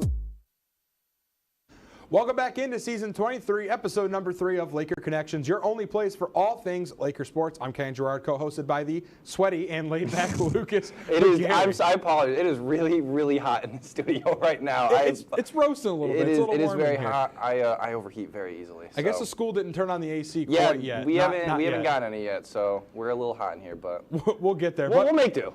We have discussed the past, Lucas, and it is time to talk about the future. We have a lot of action for Oswego athletics. Very true. And Lucas, well, let's discuss it. Yeah. Start off with what's going on for the baseball team. Yeah, well, after falling 5-4 to New Paltz yesterday, the Oswego State Lakers have a chance to bounce back with a crucial SUNYAC doubleheader tomorrow at Lauren Campbell Memorial Field. Sitting at 12-7 overall and 4-3 in conference play, the Lakers will need strong performances on both sides of the ball to take down the defending champions. The Lakers currently lead the conference with a team ERA of 4.81, while the Hawks lead the conference with a team batting average of 348. The first game set for noon and the second at 3 p.m., Oswego has a prime opportunity to bounce back and make a statement in the conference standings, especially over the New Paltz Hawks, who are the defending champs. Yeah, a couple of tough teams in this conference between Cortland and New Paltz up there. It would be a statement win for Oswego. Again, we were talking about how they need to get the bats up and going here. They have a decent team average. The ERA low is not bad. So, I mean, it's going to be quite a determining game in a weird way. It's early on in the conference play. Still, I mean, we're after spring break, but it's still early in the conference. Still got about a month and a little bit of change to get into these conference matchups. We'll see how the Lakers can foe against this team. I think a win here would be great for them. I think that they can really put their name towards the top of the list and make an early push into the SUNYAC playoffs. But let's switch it now on over to softball again. The Lakers will head up to Canton, but not to take on the Kangaroos. Rather, they set their sights on the St. Lawrence Saints. Game 1 will start at 12 p.m. with Game 2 slated for a 2 o'clock start, but anybody who knows baseball or softball knows that's probably not what's going to start. Definitely not when it's Definitely not. Oswego sitting at 5-8 looks to improve to 7-8 before taking on a SUNYAC opponent down in Morrisville. The Saints sit at 7-5 on the season. This series comes after their first Liberty League matchup of the season against the Clarkson Golden Knights. Rain has been an enemy of this Oswego team with their last 4 matchups being rained out. This series is a makeup from March 29th, which was, of course, rained out. Lucas, with an exciting matchup for the Lakers, what are we looking for in this one? I'm just really excited to see a very, very close game. I think both of these teams have a lot to offer when it comes to pitching and hitting, and I think when it comes down to it, this should be really, really competitive. Both of these teams aren't struggling, but they're right near the 500 mark. Oswego slightly under, and St. Lawrence is slightly over. So for both teams, you have the different mindsets of Oswego's like, we've got to get that 500 point. You want to get there because that's where you start before you build up. St. Lawrence, you obviously want the opposite. You don't want to hit that 500 mark because you're already past it. So I think it's a very fun dynamic for both of these teams to be playing against each other now. And I think, like I said, it's going to be very, very competitive. Absolutely. Yeah, so now, I'm sorry, instead of we're going from the diamond now back to the field, where we're going to take a look at Oswego State women's lacrosse team. Clever. Looks to stay perfect in SUNYAC play as they take on the Oneonta Red Dragons this Saturday. The Lakers enter the contest with a strong 7-2 record, 3-0 in the SUNYAC, while Oneonta sits at 3-7, 2-1 in the SUNYAC. Oswego boasts an impressive offensive attack, averaging 16.2 goals per game compared to Oneonta's 13.2. Oswego also clears Oneonta in goals against per game, holding teams to just over 7 goals a game, while the Red Dragons allow almost 14. With both teams fighting for postseason positioning, this matchup should be very, very interesting. It got dark in here for a second. It did get dark. I don't know what happened. Well, again, we talk about this team being so dominant, and we've seen with that 7-2 record, 16.2 goals per game. That's crazy. And look at the shot on, and they're evenly matched up. This is an even matchup. I mean, Oneonta is still a very good squad. I think the record is a bit deceiving. Yeah, they had a couple of really, really tough, but also close losses that could have gone either way. So their record doesn't exactly show their talent level. They are a solid team. Yeah, they are a solid team, and I think this will be a good one for Oswego. If they can pull away another victory here and move even farther into the SUNYAC, it's going to be a tough matchup coming up again. And Cortland just in their near view future, tough team that they've never beat, so we will see. But let's move on to men's lacrosse now, as the Lakers will take on the Potsdam Bears this Saturday at home, which is their first home game of the entire season. The Lakers are currently undefeated in the SUNYAC, sitting at, 1-0. The Bears sit at also 1-0 in the SUNYAC. After a trouncing of the Canton Kangaroos by a final score of 24-2, Potsdam comes in hot. This matchup is set to be a good one, an early SUNYAC matchup between these two squads. Potsdam comes in on fire. Now, Lucas, you think the Lakers can tame the flame and take down the Bears? Or is this just a Potsdam team that's just too hot to handle for the Lakers? So last year, the Oswego essentially had the same scenario against Potsdam. Potsdam was hot last year, and then they came to Laker Field, and Oswego beat them in overtime. I was on that call. It was so much fun to watch. This Lakers team is full of surprises, and I really think they can, I think you said, put out the fire, quench the fire, whatever you want to say. Flame? Tame the flame, sure. I forgot what I said. It doesn't matter. Whatever you want to call it, I do believe that they can, so yes, they can. And I 100% think that this is going to be a very, very good game. It was very low scoring last time, so I don't know if that's going to happen this time because obviously Potsdam, they average a crazy goal scoring. But I think Oswego has a very, very solid defense that can tame this flame, like you said. Absolutely. That's going to be all the time we have for our week ahead. We're going to go to a quick break, and when we come back, oh my God, again, I did the same thing. When we come back, it'll be time for a new segment here at Laker Connections called Way Too Early Predictions. We'll see you on the back half of the break. Stick around.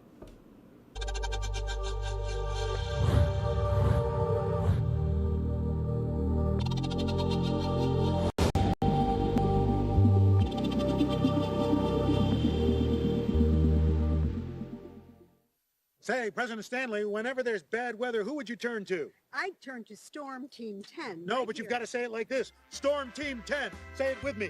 Storm Team 10.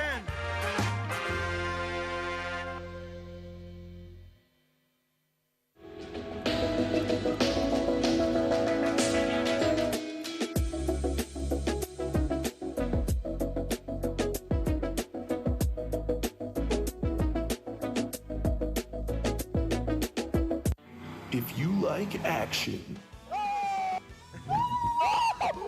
romance, if you're watching this, and highbrow humor, surface is this? Floor. Minch did not legitimately put his head in the toilet. there's only one place to turn. No! Tune in to new episodes of Oh boy! only on WTOP.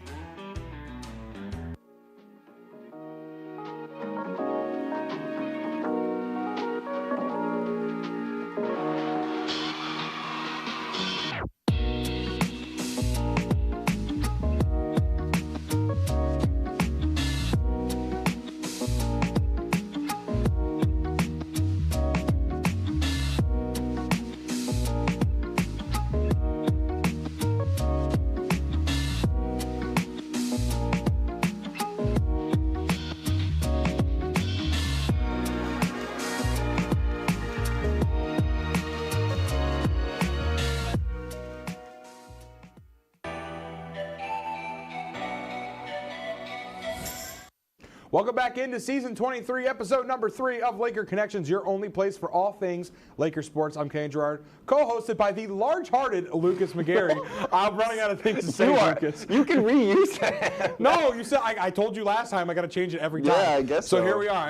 That's what you want to do. There goes three more. So 3 more off the table. But now, Lucas, we can sit here and be sad and miss winter sports here in Oswego, or we can serve up some hot takes and make each other, and maybe some of those watching at home, also upset. We're doing something new here on Laker Connections. Me and Lucas are going to give our way too early season predictions for the 2025-26 winter season. Now, Lucas, I didn't even originally know what you meant. Well, now when you first like were like, hey, this is what we're doing, I was like, huh? And then I was like, oh, you mean all the way all down. of them. Lucas, let's start off with the 2025 SUNY champions, the men's ice hockey team. So I think what's really funny is that last year they had zero expectations because they had so many new players, and we didn't realize that Gosick was a recruiting wizard, and all of those guys that he picked up were going to be studs. So I think this year, Oswego is going to have a lot more to do, and I think they're going to have a lot more to prove. So I think we might see a slight, and I will say slight because, again, all of that talent is still going to be there. I think they're losing a couple of very good seniors, but other than that, they have plenty of guys that are filling in for them. And couple? Only Daniel Kyle Buffo's gone. Oh, that's right. Okay, perfect. They're all coming back. So then if I pod, then perfect. Then they're going to be slightly worse, I think, but because I think because of the talent they have, I think it's expected. I think teams are going to be taking them a lot more seriously than they did last year. I think they're going to get better. I don't think. I think I can see that happening now, too. but here's what I mean when I say better. Hobart and Stevenson are coming into the SUNYAC next year. That's gonna be I don't think they repeat as SUNYAC championships. I think Hobart, the now 3-time national champion, is I would imagine is going to win the SUNYAC next year. I don't know. It's so annoying. It's so annoying. If anybody from Hobart for some weird reason happens to see this, I don't think you will. But if you do, then why leave? I don't want you here. You can watch That's another, not good. You can watch another show. Let's move on. Yeah, right. Let's move on to the women's hockey team. Now, speaking of expectations, this team was just so close to being into the NCAA tournament, and they dropped that final game against Plattsburgh in the SUNYAC championship. In their second season ever in the SUNYAC, they get there, host the championship, and lose it. Their expectations, I think, may not be as high as the men's hockey team will be because of how many returners that the men's team will get. The women's team, though, is losing a lot of seniors, a lot of talent. I think they have a lot of young players who are still good, but losing Levy and some of these other talented players, it's going to be tough for them to recover from. But I think their expectation next year is at least an appearance in the SUNYAC championship. I think they can get there. I'm not sure if they'll win it or get into the NCAA tournament, but I think that their expectation is at least getting into that championship game next year. No, I mean, without a doubt. Losing Levy is like losing an arm for that team. Whoever is goalie next year is going to have like the biggest shoes to fill. So that is going to be very, very tough for them because obviously Levy was just a stud. So I think for them, it's going to be a figuring out season. Now, let's move from the frozen water over to the hardwood. Now tell me, the women's basketball team, what their expectations are going to be. Now they get into the playoffs. They win their first game at home as a 3 seed and then lose in the second round. So their expectations next year to me are a little flip-flopped. I mean, they are losing some players, but for the most part, I think this team still stays pretty well-rounded next year. I'm going to say a playoff appearance, I think, is at bare minimum what the expectation is going to be. At this point, yes. But I think they can maybe make a run and get a little bit deeper in the playoffs than they did this previous season. No, 100%. They have been steadily improving every single year since at least that I've been here. When I got here, they were not the best team. They were pretty low in the SUNYAC standings, and then they finished third last year. That is very, very impressive to just see the steady growth. I still think the coaching needs to get a little better. That's just my personal opinion. But I think that they have plenty of talent. It's just whether or not that they use it correctly. Now let's go from the women's team to the men's team. Now this men's team was in the NCAA playoffs for the last 2 years, and this year didn't even get a crack at it. Didn't even get to the SUNYAC championship. A huge fall from grace for this team. Now, again, we talked about all the seniors last year that they were going to lose. I'm sure you guys enjoyed listening to Joyce and Mudd talk all about them last year on Laker Connections. And well, this year, we did not get grace with the same amount of success from the squad. So I think the expectation for this team is to make the playoffs at this point. I'm not quite sure where I stand with this team. Quickly, any thoughts? I mean, honestly, I would just say exactly the same thing as you. It's just very, very disappointing to see where they are. And I think they needed Jeremiah Sparks a little bit more than they thought they would when he left, because he was a star and he really did do well for that team. And I think when they left, they didn't expect him to leave that big of a hole. No, definitely not. It was a good season for this team, but I think Jason Leon's got a little bit of recruiting to do in this offseason. He needs to work his recruiting magic and see what he can do. Trust the process with this Lakers squad. We're going to go to another quick break. When we come back, we will have our Lakers showdown. Sounds good. We'll see you on the flip side of the break. Yeah, we'll just take a break. We'll come back in a minute. Yeah, we'll back. Bye. Go! Would you like to try snacks from faraway lands? Or snacks with bizarre flavors? How about snacks in new ways? Or snacks you've never tried before? You don't have to go far to find these snacks. They can all be found here at Snacks on West 1st Street.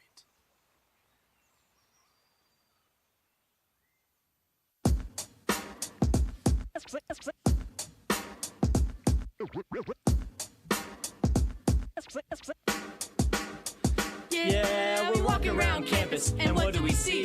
All these clubs are looking. They're looking for me. There's hockey. There's improv. So much to see. So let's go try them out and see how they be.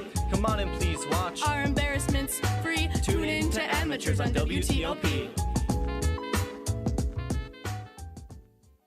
Happy Friday, Lakers, and another beautiful day here in Oswego, New York. I'm DJ Don Perone, and I'm happy that you're starting your weekend off right listening to WNYO 88.9 FM, the Laker Radio Network. I said, darling, can you see there's no room for us there's no room. Now our lives are changing. Promises keep slipping. And I always knew it wasn't you. It wasn't you. Now our lives are changing. Promises keep slipping. And I always knew it wasn't you. It wasn't you.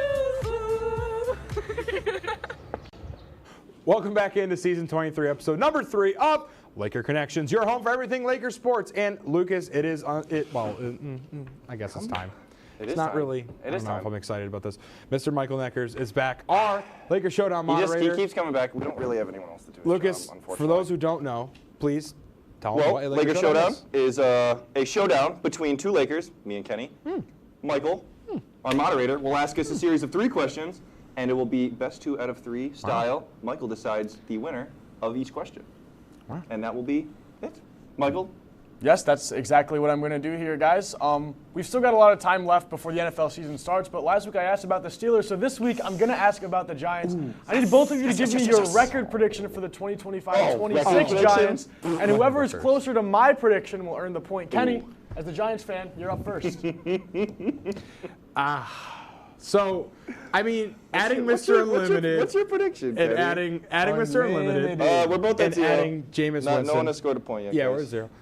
Anyway, so with those additions, I don't think it makes Oswego. Sorry, I'm so on Oswego. I don't think it makes the Giants like a playoff contender or even a good team at that.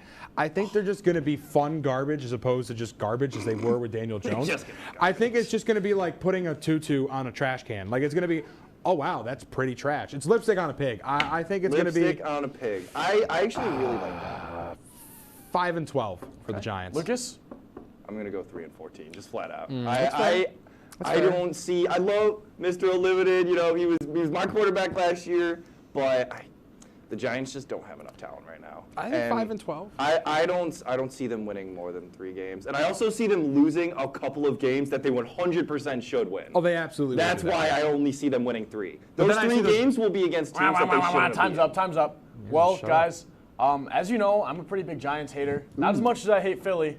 Not a fan of Philly. We can agree on only that. Kenny, you're going to take this one. My prediction, I'm being a little generous here. 7-10 is my prediction. Wow, for the Giants. I really? think they're going to get more wins than people think this year. Never make a football take. All right, hey, enough out of you, or I'll make you lose again. Question 2. Other than Laker connections, what is the best OP on WTOP-10? Lucas, you're up first.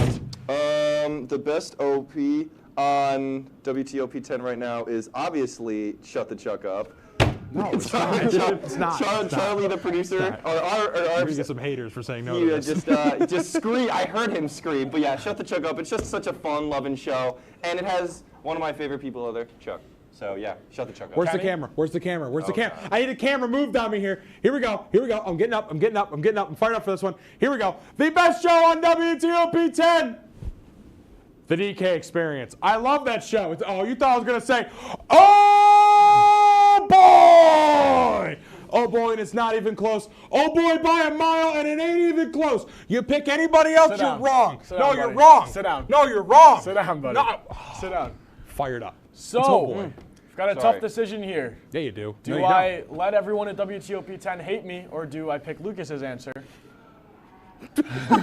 I hear Chuck in the back cheering for his show. But I'm going to give this one to Kenny, but he does not win yet because the final round I've decided today is worth 3 points. Okay. Wow. So, last but not least, this You need a crutch to beat me. You need a crutch. No. This question feels very fitting for the two of you and myself. Guys, who is the best sports commentator of all time in your eyes? Lucas, you're up first. Make Kenny go first. No, Lucas is first. The teleprompter says you're up first. No, I need a second. The teleprompter says you're up first. Michael Sterling of the Yankees. He's so good. Michael Sterling of the Yankees. He's been there forever. I don't even know why you guys are putting your thumbs on. You're a Mets fan. You have nothing to say. Lucas, real quick, before we go to Kenny, can you impersonate a Michael Sterling call for me? No, I can't. No, God, no. It is high. It is far. It is gone. You heard it here first, folks. And Kenny, for you. He's fantastic. Oh, this is so tough. There's so many good ones. Joe Buck. God, don't say that name. Don't say that name here. None of them. Oh man. See, because you took my answer. That was a good one. Did I actually? Yeah, that was Sterling's a good one. Respect. What's his name? The football. Oh, he's on Amazon Prime. I'm blanking so hard. Yeah, Amazon Prime. I love that guy. Don't help him. Don't help him. Don't help me. Don't help him. He's gonna get it. It's not. Got a Tom minute Brady. 20-year program to get it. Don't say it, Aaron. Aaron, help. Someone help. Oh, Al Michaels, thank you. Yeah, I thought of that myself. Yeah, Al Michaels. I love Al Michaels. I think he's very good. Give me my 3 points now. Yeah. If I'm taking a crutch, I'll take the crutch. You're going to take your crutch and get a crutch He win. didn't even give an answer. I'll take the loss. That's fine. I don't need a crutch. Well, gentlemen. Give him the loss. It's 1 point. I think I still win. I am a big fan of Al Michaels. Very good NFL commentator. But I'm going to have to go with Lucas on this one. So this week, Lucas. I did not win. No, shake Henny's hand. I did not No, win. you won. I did not win. You won. He beat me 2-1. Look at the scoreboard. Look at the scoreboard. I did not win. Look at the scoreboard. Chris, Look I at did the not scoreboard. win. Look at the You scoreboard. take it back. Look at can we put Lucas wins in the lower third? This is a Can we put Mickey Lucas Mouse wins win. in the lower third? I'm not. Lucas wins in the lower third. No, I did not win. Kenny, I'm sorry. With like 4 exclamation I don't know points. why. With like 4 exclamation I'm points. not shaking your hand. I didn't. No, my win. hand. Oh yeah. Kenny won. Kenny won. I will accept that loss. Lucas wins! Woo! All right. That's enough of all that action. Yeah. He took my answer. That was a good answer. That would have, yeah. Ball game over. Yankees win. The Yankees win. Thank you, everybody. It's all the time we have for tonight. We will see you guys in 1 week for episode number 4. Have a good night. Good night.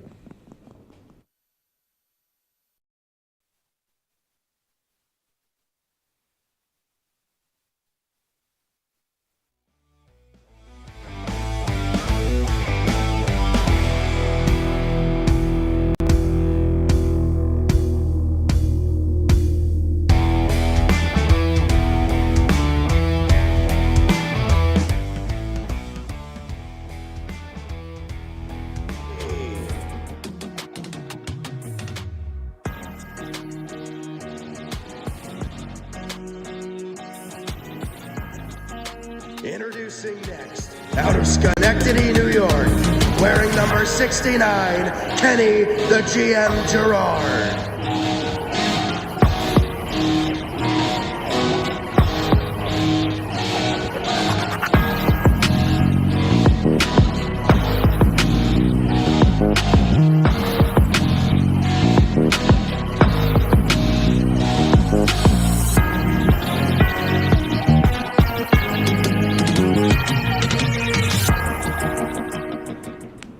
You know, it's just funny to me that every episode we still have to deliberate. Is it the handshake or do we point Not even to the that. I window? think about what finger to point with. I want to go like this. I don't know why we went like right, this. but we went like this. I don't know. Maybe we'll have to re-record it someday. Welcome back into the DK Experience right here on WTOP-10. It is already season number 4, episode number 2. Dylan, before we get going, how we doing today? Tired. Yeah, me too. A lot going on. Work, school, football practice, here, homework. You know, whoever said senior year was easy. I'll say it. Dude. Well, let's get right into it, Dylan. There was a lot Guy's of a football this liar. weekend, and for once, I will say we're both on the losing end of the spectrum in quite a while. So I guess, Dylan, your loss might have been, I actually don't know, both our losses were really bad. It was a bad week for the two of us. So the Bills fall in the trap game. Tell me more. No, I mean, look, I was saying it last night. I was saying it today. You kind of need to lose a game like that. You know, we've been struggling for a few weeks. I'm not that I'm excited for a loss, because no one ever gets excited for a loss. But, like, you know, you take those things. You need to learn from this stuff. I mean, a loss is a lot. Even, you know, Josh Allen said it, you know, to quote him, piss poor offense. But, you know, even with that being said, they were still in the game. They still had a chance to win it down at the end. We only lost on a late, 15-second field goal. Like, I mean, that sucks, but we had a chance to win it. But Bills lose, America win. Whatever. How'd the Seattle Seahawks do, Paul? We're all on the losing end of the spectrum Yeah, this week. there's not a lot of happening. not And great. the Eagles. Jesse's over there. Yeah. I don't think you get Are out we of all this. in the losers club this week? Is everybody in the room? Okay. No. You lost to the Broncos. Yeah, I was shocked the Eagles lost to the Broncos. No, I was shocked the Eagles lost to the Broncos. Dylan, let's move on to the team that was supposed to suck and did a great job at doing so.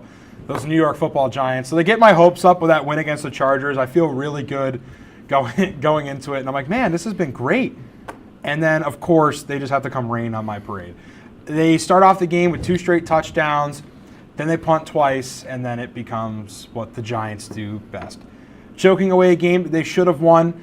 Jackson Dart looked excellent for the first quarter and then proceeded to look like prime Daniel Jones. And Cam Scattaboo had to get a new set of gloves. I mean, this was just horrible. As he's saying, we all lost on Sunday. Not a single one of our teams won, that being the Bills, Ravens, Giants, Seahawks. Am I missing anybody? And Bengals. Yankees. Oh, and the Yankees. I mean, don't even Go start with that. Jays, right? That's what we've been saying. No, you don't say that. Hey, No, you don't. that's the team up north, baby. That's a team up north, baby. It's right there. That's a team up north. I don't know. I really don't I'm so care. salty about Yeah, the no, Giants. I mean, I don't blame you. I'd be more salty about the Yankees. This has than been the a very- Giants. You expect the Giants to suck. A very sad start to our episode. For the first time in a while, we both feel like the I'm not wind's even been sad. taken out of our sails. I'm I really am. not even sad. Like, I know the season's over. It's all I'm right. 4-1. Like, if Chiefs lose tonight to Jags, we're feeling pretty good. Like I said, I'm not that you ever want to say, it's good to lose, but it's nice to get punched in the face sometimes. Can't Sure be it the is. one punching everybody else in the face. We're going to go to a quick break. When we come... Dylan lives in New York now. Exactly. Well, he's basically in South I am Canada. pretty We're much going to a South break. See you in the other Canada. half of the break. Goodbye.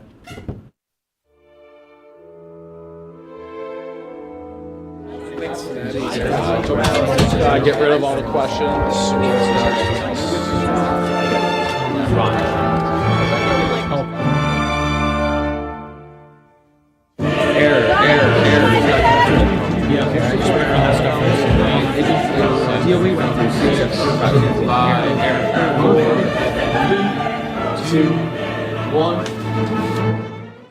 If only we had someone who could tell us what we should and shouldn't watch.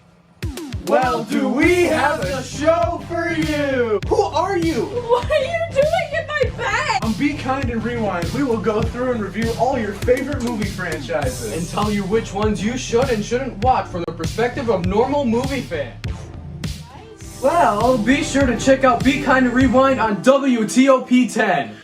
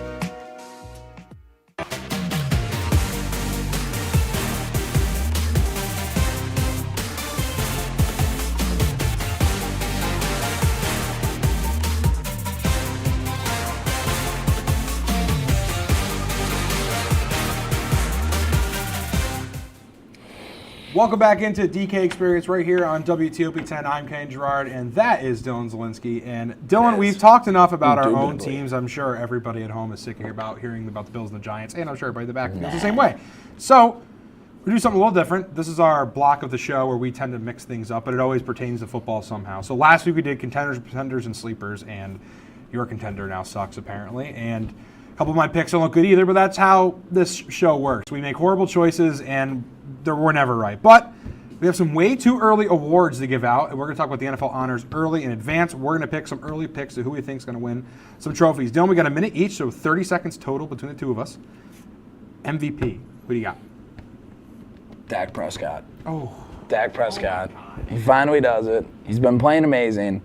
Dude, you look at his stats, he's 71.3 completion percentage, 1,356 yards for 10 touchdowns and 3 picks. Dude's been balling. Go watch the games. Go look at the highlights. Go look at everything. He has been balling. And yeah, I get it, Giants fan, we got an Eagles fan in the room, but dude's been balling. Dude has been balling. He's probably been the best quarterback in the league right now. I can't name one better than him. Baker? I'm Maybe Baker? I'm going to say Dak falls off the reins, and I think Josh Allen stays on it and goes back-to-back. I'm going to take Josh Allen. I wouldn't be mad about that. No, of course you wouldn't be. I'm going to say that I think that's a fair choice. I think it's safe. I know he just won it, but I think there's a chance he does it again. Lamar is hurt. He's not going to come back. I mean, you can always throw into Mahomes there.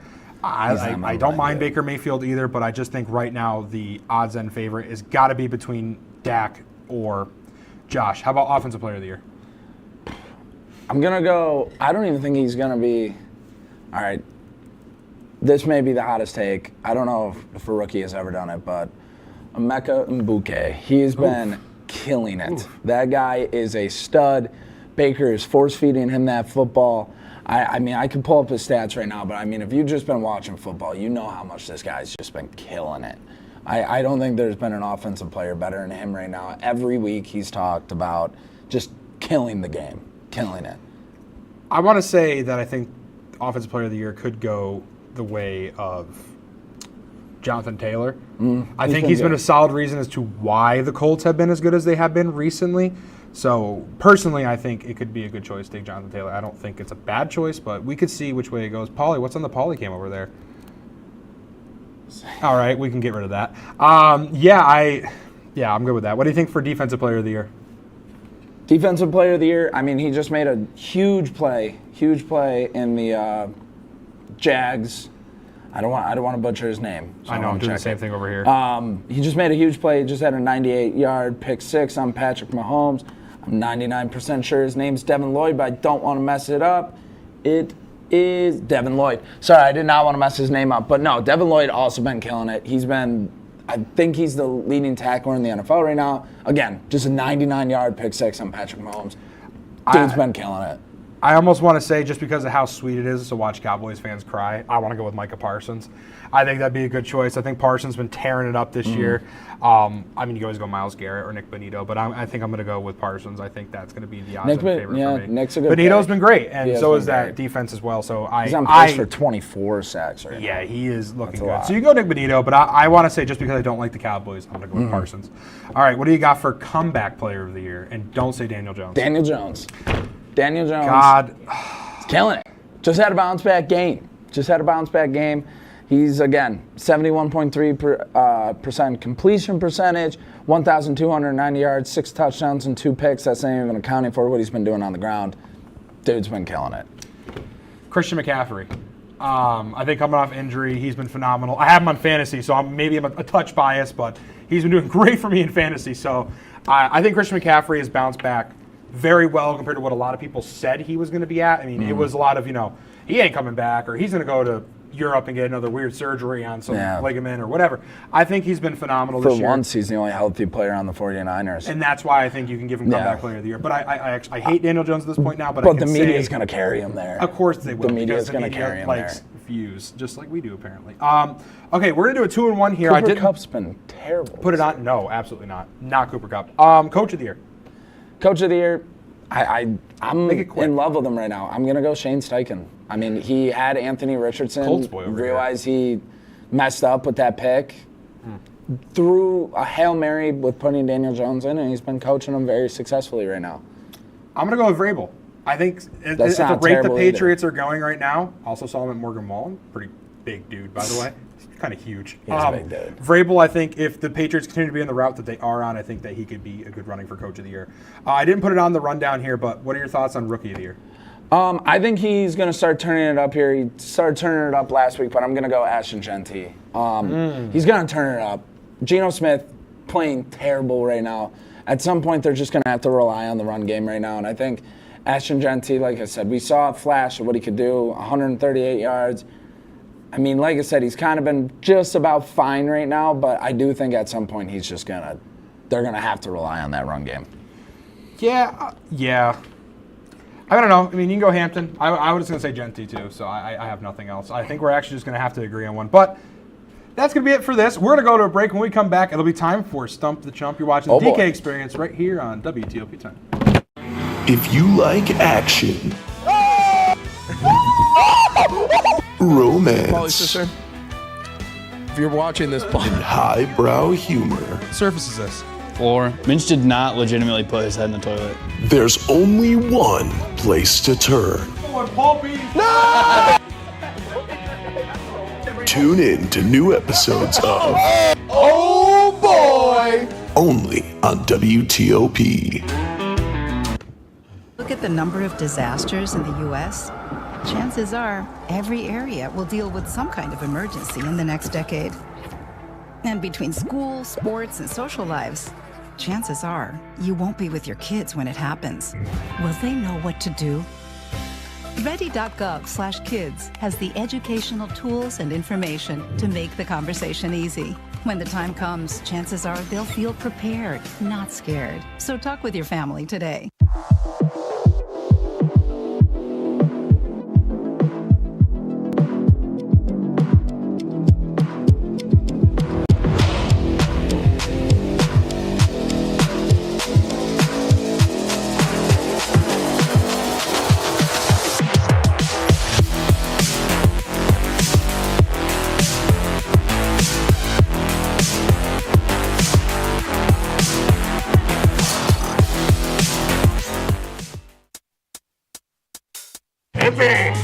I had to eat a raw egg on Chris's dormitory floor.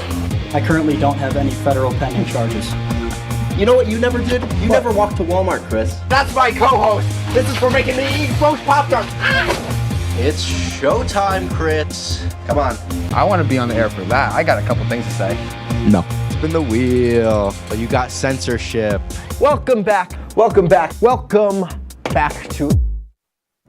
Welcome back to the DK Experience right here on WTOP-10. I'm Kenny. This is Dylan. This is not Oh Boy. This is not Entertainment Breach. This is better than both. It's a DK Experience. Oh, almost got you to agree. It's all right. Sorry for yelling. That was loud. I hurt my own ear. So we're doing something new here. It's called Stump the Chump. We did Dylan Learn Sports for a long time, and Dylan cannot comprehend anything other than football. We've learned that the hard way. So it's time for our new game called Stump the Chump.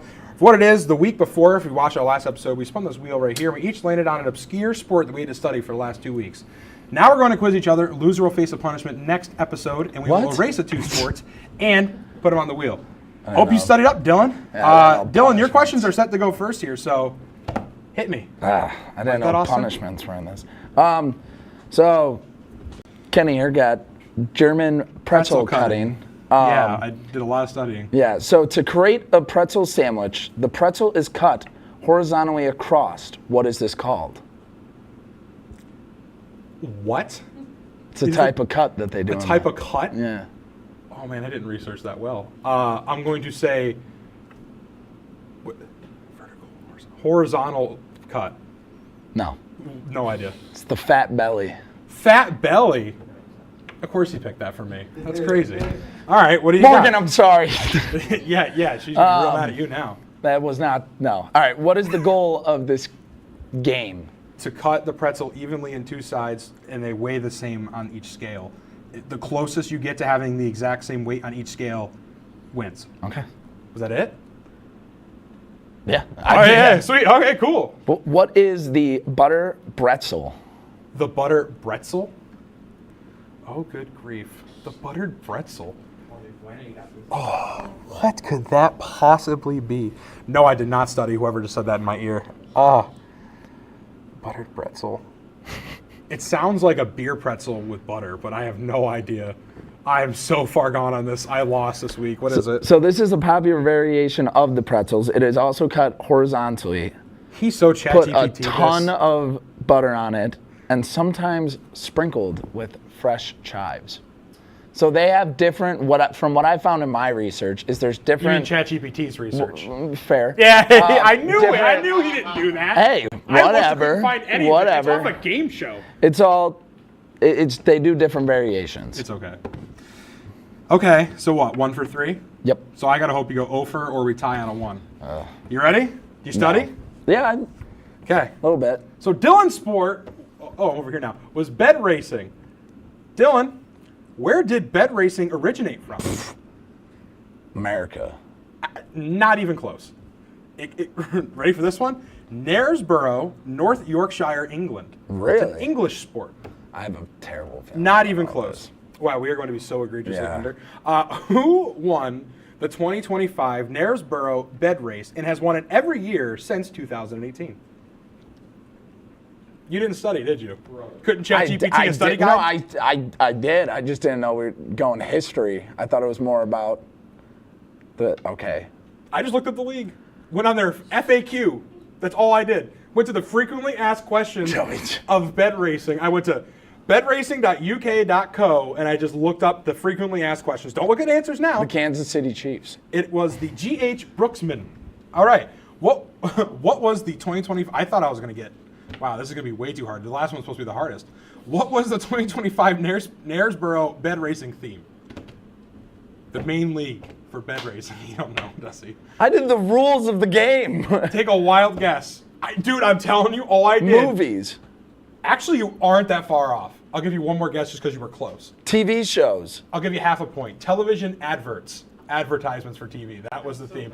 You get half a point. I thought it was I agree, it's stupid. I thought it was the rules. I studied the rules of the game. And looked up frequently asked questions about bed racing and then just picked the top 3. Like my study guide was like, how many members are there? Like, so I had that. Well, I understood that there were themes and stuff like that, but I was going with the rules. I think we should have clarified better. I think we should have. How many studied the wrong people? stuff. Okay, so how many people are on the team? 5. 5? Yeah. How many are pushing? 4, and then there's a rider. What are they called? The sleepers. See, you didn't research because I knew that and it wasn't my sport. I didn't know nothing about German pretzel cutting, but I really researched yours apparently. Did we do this backwards? I feel like we might have done this backwards. From my understanding it was the rules. I studied the rules. I didn't. We messed this up. So did he. So did he. We did this backwards. So did he. So no, I mean that's what I guess it's my bad. It was my understanding of the rules. While we have time, because we are going to keep it 100. What do we want to set the rules as? What are the questions regulated for next episode? We'll call this one a draw. Yeah, I think the way we should set it is. I mean, I know I won, but we'll call it a draw. Yeah. No punishment. I'll say I won, but no punishment. I think the way it should be is the rules of the game, opposed to the history. So no history questions. No, so like the rules. How many men are on the field for football? Yes. Like okay, how we is can do it that. done? How do you score points? Are there points? You know what I mean? Not like who won it back in 2018. Like I was looking at the rules. I was trying to understand how the game was played. Got it. See, and then that's where my questions came from. It was like, if you do this, what is it called? Because it was a rule. Got it. Okay, my bad. I thought I would just go on the website, find the top 3 most frequently asked questions about the sport, and just give them to See, you. that's smart. That was just my thought. So, nothing. Speaking of Polycam, give me a throw here. I need the marker. Uh-oh, I'm a little scared. Oh. And you know I can't reach that now. It's okay. So, Dylan, while we're sitting here and you're watching football, jingle, jingle, jingle, jingle. Okay, so we have to add 2 new sports. I'm going to let you go first. Paulie will crawl on the floor. What do you got? Hold on. He didn't look them up. I already know mine. Mine's going to be cheese rolling. So. Okay. That's spelled cheese, right? Yes. You want to do Ultimate Frisbee? Yeah, we can do Ultimate Frisbee. Shout out Jesse. I actually know a lot about Ultimate Frisbee. I like Ultimate Frisbee. That was like one of my games in high school. Yeah, dude. That was one of my games. I loved Ultimate Frisbee. Ultimate Football, too. Ultimate Football is a lot of fun. All right, Ultimate Frizz. I don't feel like writing out the whole word. Okay. Okay. Dylan, you were the loser, quote unquote, so give it a spin. All right, give me straight piece. Give me straight piece. I want straight piece, too. Spin the wheel. That's my second Austin reference of the day. Ultimate Frisbee. Hey! There we go. Jesse, Ultimate Frisbee. Ultimate Frisbee. Let's go, baby. So Dylan has Ultimate Frisbee for next episode. And we're doing the rules. The rules of the sport. Okay. I will be doing, where are we going to land on? Fireball soccer. That's a cool one. I can work with that. All right. So before we go to break, he has Ultimate Frisbee. I have Fireball Soccer. You have to tune in next episode. No punishment because we apparently don't know how to discuss rules. We're going to do a quick break. When we come back, it'll be time for us to fight once again. It'll be time for Cooking or Crazy. You're watching a DK Experience right here on WTOP-10. When you look at the number of disasters in the U.S., chances are every area will deal with some kind of emergency in the next decade. And between school, sports, and social lives, chances are you won't be with your kids when it happens. Will they know what to do? Ready.gov/kids has the educational tools and information to make the conversation easy. When the time comes, chances are they'll feel prepared, not scared. So talk with your family today.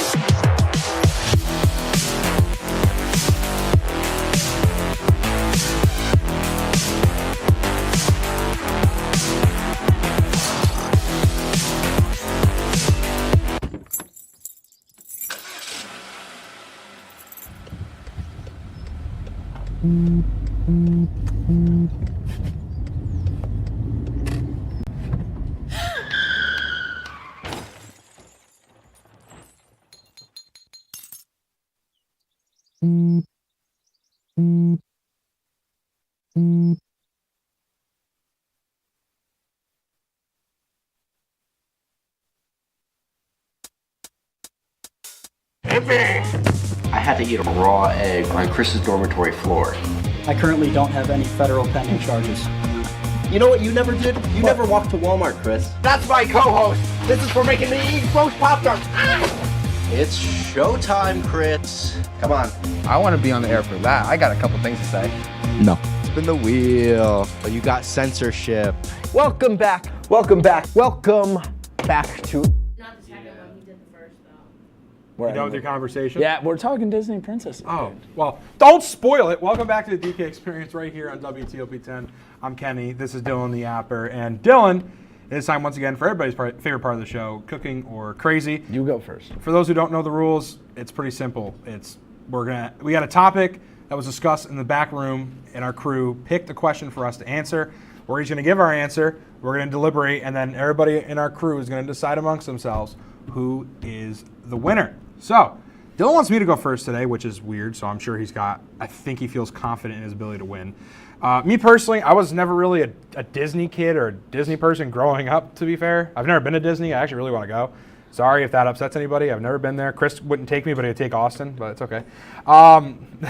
So I'm going to say Moana is my favorite Disney princess. Good pick, solid. We said we could tie the movie into it, and I did watch this, so I can tie this one in enough. The Rock is awesome in the movie as well. Moana, don't need no man, and that's also really cool. That's great. So I'm going to say Moana.